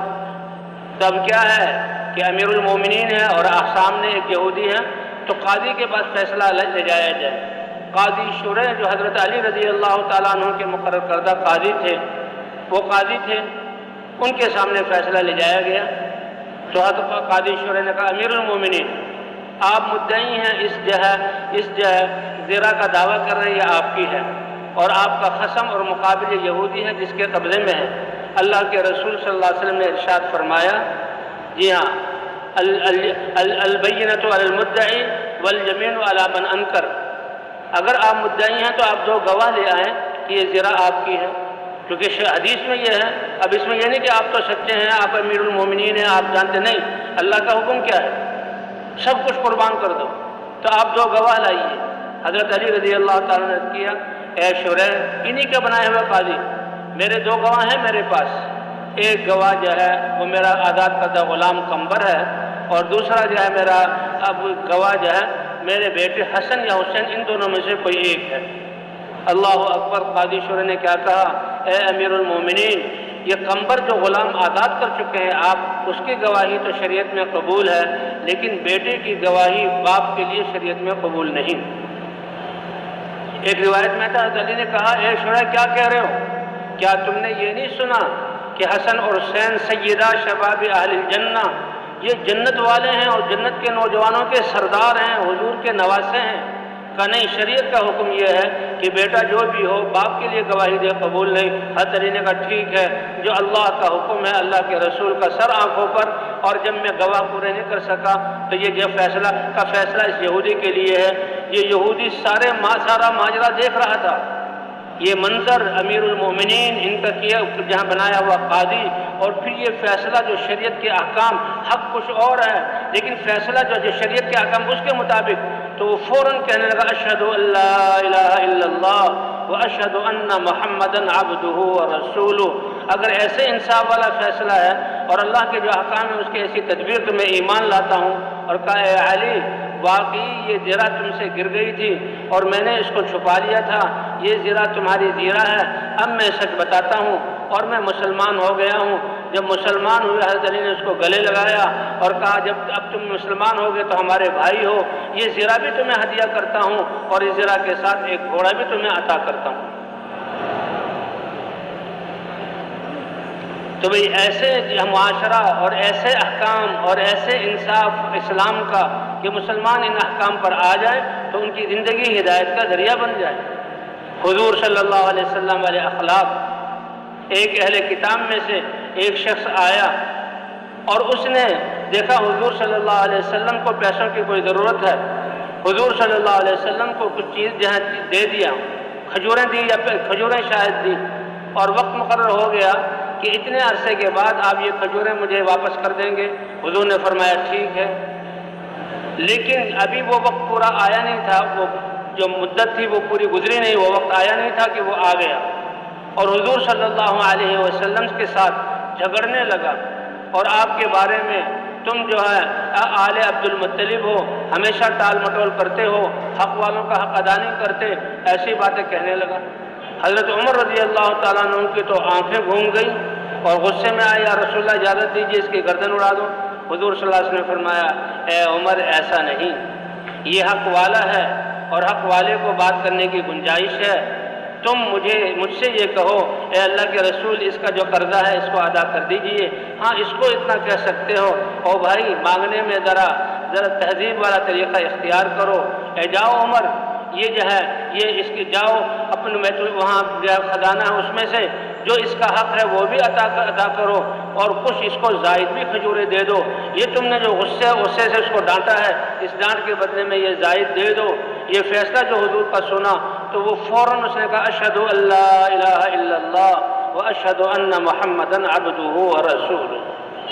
فرمایا میں نے آپ کی شکل دیکھ کر، آپ کے سارے احکام معاملات دیکھ کر یقین تھا کہ آپ اللہ کے رسول ہیں، لیکن دو باتیں تھیں کہ وہ میں دیکھنا چاہتا تھا کہ اگلا جتنی جہالت والا معاملہ کرے گا اور گستاخی والا معاملہ کرے گا، آپ کا حلم بردباری اور آپ کا درگزر اتنا ہی زیادہ ہوتا چلا جائے گا، وہ میں نے دیکھ لیا ہے۔ تو آپ اللہ کے رسول ہیں اور اسی آپ صلی اللہ علیہ وسلم کے اخلاق پر اللہ نے اس کو ہدایت کی دولت عطا فرما دی۔ تو بھئی اللہ تعالیٰ نے حضرت محمد صلی اللہ علیہ وسلم کی ختم نبوت کے صدقے اس امت کو چنا ہے اور اس امت کے ذمہ یہ نبیوں والا کام کیا، اسی لیے تو آتا ہے کہ یہ امت جب قیامت میں پیش ہوگی تو اس کے جسم سے نکلنے والا نور انبیاء کے نور کی طرح ہوگا۔ حضرت عیسیٰ علیہ السلام کو اللہ نے وحی بھیجی اے عیسیٰ تمہارے بعد ایک نبی آنے والے ہیں اور ان کی ایک امت ہوگی، اور وہ ایسی امت ہوگی کہ ہر نعمتوں کے ملنے پر وہ اللہ کا شکر ادا کرے گی اور ہر تکلیف و ناگواریوں پر صبر کرے گی۔ ولا علم لہم ولا حلم، ان کے پاس اپنا کوئی علم بھی نہیں ہوگا، ان کے پاس اپنا کوئی حلم بھی نہیں ہوگا۔ حضرت عیسیٰ علیہ السلام بڑے حیران ہوئے کہ اللہ علم بھی نہیں اور حلم بھی نہیں، پھر نعمتوں پر اترانا نہیں بلکہ اللہ کے سامنے جھکنا، شکر ادا کرنا، احسان مند ہونا اور مصیبتوں کے آنے پر صبر کرنا کہ یہ اللہ کی طرف سے ہے، یہ کیسے ہوگا؟ تو حضرت اللہ تعالیٰ نے فرمایا اے عیسیٰ وہ امت اتنی پیاری ہوگی کہ ان کو اپنے علم میں سے میں علم عطا کروں گا اور اپنے حلم میں سے ان کو میں حلم عطا کروں گا۔ اس لیے بھائی حضور صلی اللہ علیہ وسلم مکہ مکرمہ میں چاہے مرد ہے یا عورت ہر ایک دعوت دے رہا ہے اور دعوت کے راستے میں تکلیفوں کو جھیل رہا ہے۔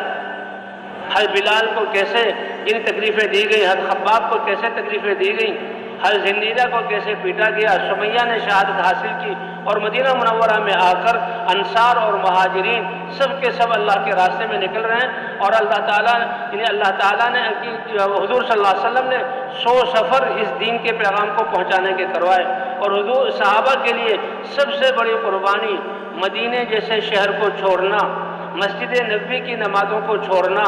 آپ صلی اللہ علیہ وسلم کے دیدار کو چھوڑنا، اس کو قربان کرنا، اور حضور پر جو علم اتر رہا ہے اس کو قربان کرنا، تاکہ انسانیت کو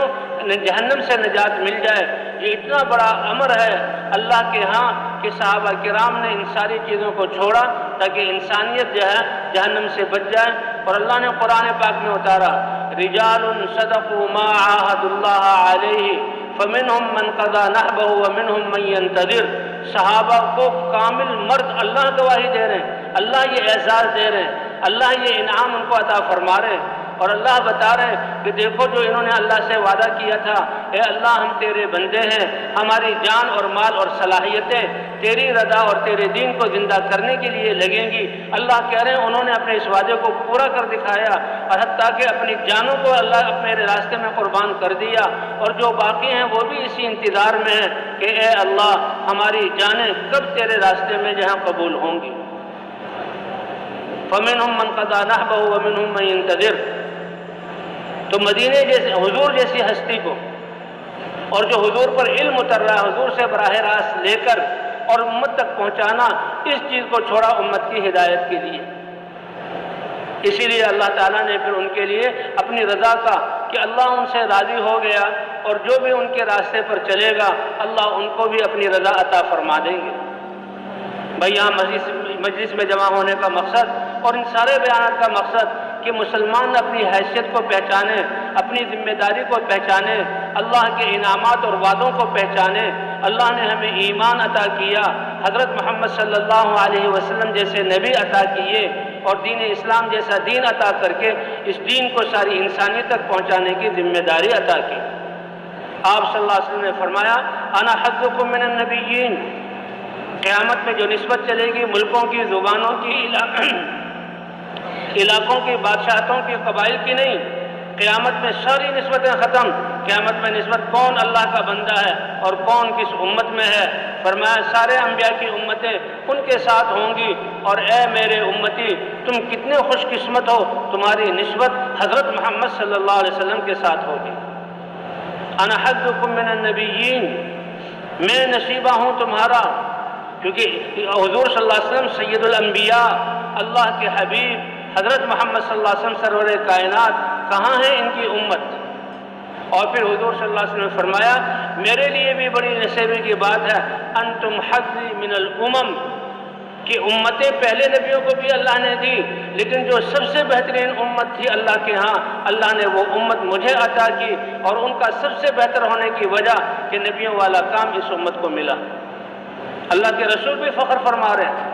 اور اللہ بھی کہہ رہے ہیں کنتم خیر امت اخرجت للناس، تم بہترین امت ہو، سارے انسانوں کی نفع رسانی کے لیے نکالے گئے ہو۔ جیسے شروع میں عرض کیا گیا کہ انسان کی کامیابی کے اسباب اللہ نے سب کو برابر دیے کہ دل میں ایمان کیسے پختہ ہو جائے، اور جسم سے متعلق جو احکام ہیں وہ احکام انسان پورا کرنے والا بن جائے۔ یہ ایسا سرمایہ ہے جو ہر وقت انسان کے ساتھ ہے، اور انسان اعمال کی ایسی مشین ہے کہ ہر وقت اس سے اعمال صادر ہوتے ہیں۔ دعاؤں کی قوت اور نمازوں کی قوت سے آسمانوں سے ان کے لیے فرشتے اتریں گے، اور ان کی دعاؤں پر بادل آ کر بارشیں برسائیں گے، ان کی دعاؤں پر اللہ فرشتوں کو اتاریں گے، اور ان کی دعاؤں پر اللہ اپنی قدرت سے ان کے کاموں کو بنائیں گے۔ اللہ تعالیٰ نے ہمیں، اور یہ پھر ایسا سرمایہ ہے ہر وقت انسان کے ساتھ ہے، اور پھر یہ ایسی مشینیں ہر وقت ایک وقت میں کتنے اعمال یہ کر سکتا ہے۔ نہ کوئی چور اس پہ چوری کر سکتا ہے، نہ کوئی ڈاکو اس پہ ڈاکہ ڈال سکتا ہے، نہ کوئی امیگریشن والے اس کو روک سکتے ہیں، حتیٰ کہ قبر میں بھی یہ اعمال ساتھ جائیں گے، اور میدان حشر میں بھی یہ اعمال ساتھ ہوں گے، اور اس کے اعمال کے نور کی وجہ سے قیامت والے پہچانیں گے کہ یہ جو ہے یہ ذکر والے لوگ ہیں، اور یہ جو ہے نمازوں والے لوگ ہیں، اور اس امت کا نور نبیوں کے نور کی طرح ہوگا کہ یہ حضرت محمد صلی اللہ علیہ وسلم کی امت ہے، اور یہ تو انسانیت کو دعوت دینے والے یہ لوگ ہیں۔ یہ حضور نے فرمایا کہ خیر امت جو اللہ نے بنائی وہ مجھے عطا فرمائی، یہ میرا نصیبہ ہے۔ اور حضرت عمر رضی اللہ تعالیٰ عنہ نے فرمایا کہ دیکھو اللہ نے اس میں خیر امت کا لقب ہمیں عطا کیا، اس کے لیے ایک شرط لگائی ہے، جو اس شرط کو پورا کرے گا وہ اس لقب سے ملقب ہو کر اس سرفرازی کو حاصل کرے گا کہ تم سب بہترین امت اور ساری انسانیت کے لیے نکالے گئے، تم نیکی کا حکم کرتے ہو، برائیوں سے روکتے ہو۔ تو اس لیے حضور صلی اللہ علیہ وسلم نے بھی کہ اللہ کے راستے میں نکلنے کے فضائل، ایک دفعہ صحابہ رات کے وقت جو حضور صلی اللہ علیہ وسلم نے تشکیل کی تو صحابہ پوچھنے لگے یا رسول اللہ، اس زمانے کے اندھیرے، اس زمانے کے راستے نشب فراز والے، اس زمانے کے راستوں کے خطرات کہ سورج جو نکلے کچھ روشنی ہو جائے، چاند نہ ہو جائے تو نکلے، یا رسول اللہ ہم راتوں ہی کو اللہ کے راستے میں نکل جائیں یا ہم صبح کو نکلیں؟ تو حضور صلی اللہ علیہ وسلم نے یہ نہیں کہا کہ ابھی نکل جاؤ، بلکہ فضیلت کے ذریعے ان کو، کیا ہے میرے صحابہ تم یہ نہیں چاہتے کہ یہ رات بھی جنت کے باغوں میں سے کسی باغ میں تمہاری گزرے؟ صحابہ کرام سمجھ گئے کہ حضور صلی اللہ علیہ وسلم راتوں کو نکلنا پسند کرتے ہیں، تو وہ رات کو ہی نکل گئے، کیونکہ رات کا پہلے نکل جانا رات کا یہ کتنا بڑا اجر دلائے گا۔ اس کے لیے حضرت عبداللہ بن رواحہ رضی اللہ تعالیٰ عنہ کا قصہ ہے کہ حضور صلی اللہ علیہ وسلم نے ایک لشکر، اور پہلی دفعہ یہ روم کے مقابلے میں 3000 کا لشکر کا، اس کے امیر زید بن حارثہ ہوں گے، اگر وہ شہید ہو جائیں تو پھر جعفر ابن ابی طالب ہوں گے، اگر وہ شہید ہو جائیں تو عبداللہ بن رواحہ امیر ہوں گے، اگر وہ شہید ہو جائیں تو مسلمان کسی کو امیر بنا لیں۔ اب جب صبح جائیں، وہ جمعے کا دن تھا اور حضور جماعت کو ہدایت دے کر روانہ کر رہے تھے، صبح کو روانہ کر رہے تھے، ایک اسرائیلی نے عبداللہ بن رواحہ سے کہا تم تو شہید ہو جاؤ گے، تو یہ خوش ہے۔ حضرت ابن حارثہ بھی جا رہے ہیں کہ اللہ کے رسول نے کہا جان اللہ میری جان قبول فرما لیں گے۔ حضرت جعفر ابن ابی طالب بھی جا رہے ہیں، اور عبداللہ بن رواحہ کو اس اسرائیلی نے کہا تم تو اللہ کے راستے میں شہید ہو جاؤ گے، واپس نہیں آؤ گے۔ اب ان کے دل میں یہ خیال آیا کہ شہید تو ہونا ہے، سفر ہے مہینے کا، اور چند گھنٹوں کے بعد جمعے کی نماز، مسجد نبوی، حضور کا خطبہ، حضور کے پیچھے نماز، دعا، تو وہ رک گئے۔ حضور نے جمعہ پڑھایا، اور جمعہ پڑھا کر جب متوجہ ہوئے اب صحابہ کی طرف تو ابن رواحہ کو دیکھ لیا، کسی سے کچھ نہیں کہا، اے ابن رواحہ تمہیں کس چیز نے روکا اللہ کے راستے میں صبح کو نکلنے سے؟ یا رسول اللہ لأجمع معک، آپ کے پیچھے جمعہ پڑھنے کے لیے میں رکا ہوں۔ کہا کتنا پیچھے رہ گئے؟ کہ یا رسول اللہ آدھا دن تو ہے، سواری بالکل تیار ہے، بس جمعہ پڑھ لیا اور کوئی غرض نہیں تھی، سوار ہوں گا، تیز دوڑاؤں گا، ایڑ ماروں گا اور رات تک اپنے ساتھیوں سے مل جاؤں گا، ساتھیوں کے ساتھ، لیکن آدھا دن وہ پہلے نکل گئے اور میں آدھا دن بعد میں جا رہا ہوں۔ یہ مسجد نبوی کی نماز کو کی فضیلت حاصل کرنے کے لیے حضور نے ان کو شاباش نہیں دی، اور حضور نے یہ نہیں کہا واہ تم نے تو کمال کیا، یہ بھی ثواب لے لیا اور پھر اللہ کے راستے میں بھی تم بر وقت ان کو پہنچ جاؤ گے۔ حضور نے فرمایا تم آدھے دن پیچھے رہ گئے ہو گے، جی ہاں سن لو، لو انفقت ما فی الارض جميعا ما ادرکت غدوتهم، اگر تم دروئے زمین کے سارے خزانوں کے مالک بن کر اللہ کی راہ میں نفلی صدقہ کر دو، خرچ کر دو،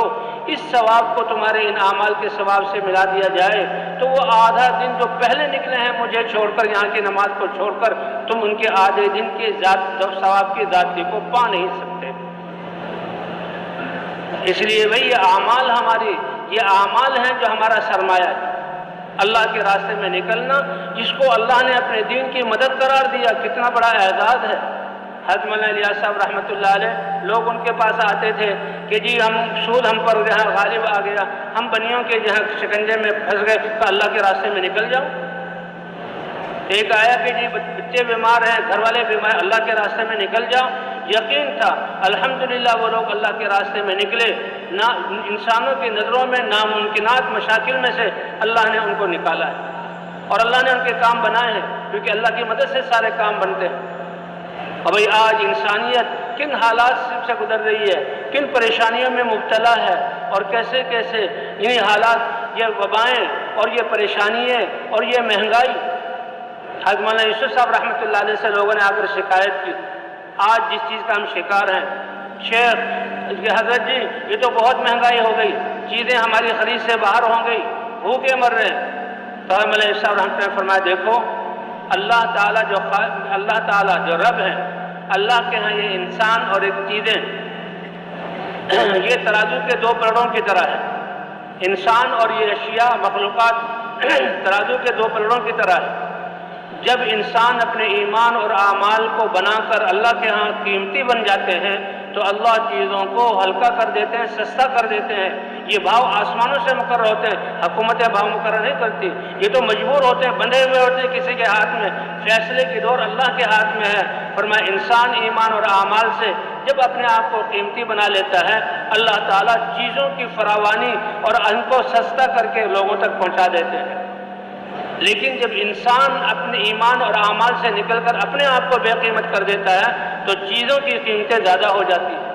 لہذا ان حالات میں ہمیں تو اے اللہ ہمیں ان زلزلوں سے بچا، اے اللہ ہمیں ان وباؤں سے بچا، اے اللہ ہمیں اس مہنگائی اور بھوک سے بچا، اس کا راستہ خود بھی توبہ کرنا ہے اور ہر مسلمان سے توبہ کرانا ہے۔ اور ہمارا نماز کو اور گناہوں کو ہم گناہ سمجھتے ہیں، لیکن دین کی محنت جو چھوڑی اور جس کی وجہ سے یہ امت گناہوں میں پڑی اور جس کی وجہ سے حالات آ گئے ہیں، اس کو گناہ نہیں سمجھتے، تو لہذا اس کو بھی گناہ سمجھ کر اللہ سے معافی مانگنا اور توبہ کرنا۔ یا ہم توبہ کریں گے اور استغفار کریں گے، اللہ اپنی رحمت کے دروازے کھول دیں گے۔ تو کیوں بھائی سب تیار ہیں اس کے لیے انشاءاللہ؟ یہ اللہ کے راستے میں نکلنا اسی لیے ہے۔ اے اللہ سب سے بڑا گناہ، مہا گناہ کی جس کی وجہ سے ساری نافرمانی دین کی میں نے ہم سے چھوٹی، اے اللہ پچھلے گناہوں کو معاف فرما دے اور اگلی زندگی کو اے اللہ ہمارے دین کے لیے ہمیں قبول فرما لے۔ تو اس کے لیے بھی بقیہ زندگی کتنی ہے کسی کو کوئی پتہ نہیں، لیکن اللہ اتنے مہربان ہیں کہ دل میں ہم نیت کر لیں کہ اب حضور کی محنت والا بن کر رہیں گے، ساری امت مسلمہ پر محنت کر اس محنت پر کھڑا کریں گے اور ساری انسانیت کے لیے دعائیں کریں گے، فکر کریں گے، اللہ ان کو جہنم اور دنیا آخرت کی مصیبتوں سے بچا لے۔ نیت کرتے ہی اللہ کے ہاں ہماری قیمت بڑھ جائے گی۔ تو بھئی کون کون ہے جو تیار ہیں انشاءاللہ اس بات کی نیت کرتا ہے؟ ہاں، جب تک زندگی کے سانس باقی ہیں ہمارے پاس مہلت۔ بھائی سب سے پہلے اس مجمع سے اس بات کی درخواست ہے کہ جن کے 4 مہینے نہیں لگے وہ تو کھڑے ہو کر اللہ کو دکھلا دیں کہ ہم 4 مہینے کے لیے اللہ کے راستے میں جانے کے لیے تیار ہیں۔ اس کے لیے فرمائیں بھائی، اس کے لیے فرمائیں۔ دیکھیں تشکیل کا وقت تھوڑا سا ہے اور یہ بالکل وصولی کا وقت ہے، اللہ کی رحمت مغفرت کا اعلان اس میں ہوگا، تو تھوڑا سا اور تشریف رکھیں۔ 4 مہینے والے کھڑے ہوں بھائی، 4 مہینے تھوڑی سی دیر ٹھہر جائیں اور جو کھڑے ہو رہے ہیں ان کو دیکھیں۔ جو کچھ سنا اللہ پاک اس پر عمل کرنے والا اور ساری کی ساری انسانیت تک پہنچانے والا بنائے۔ دین کی بات پھیلانا صدقہ جاریہ ہے۔ مزید ہماری ویڈیوز کو دیکھنے کے لیے ہمارے چینل دعوت تبلیغ کو سبسکرائب کریں۔ جزاکم اللہ خیرہ۔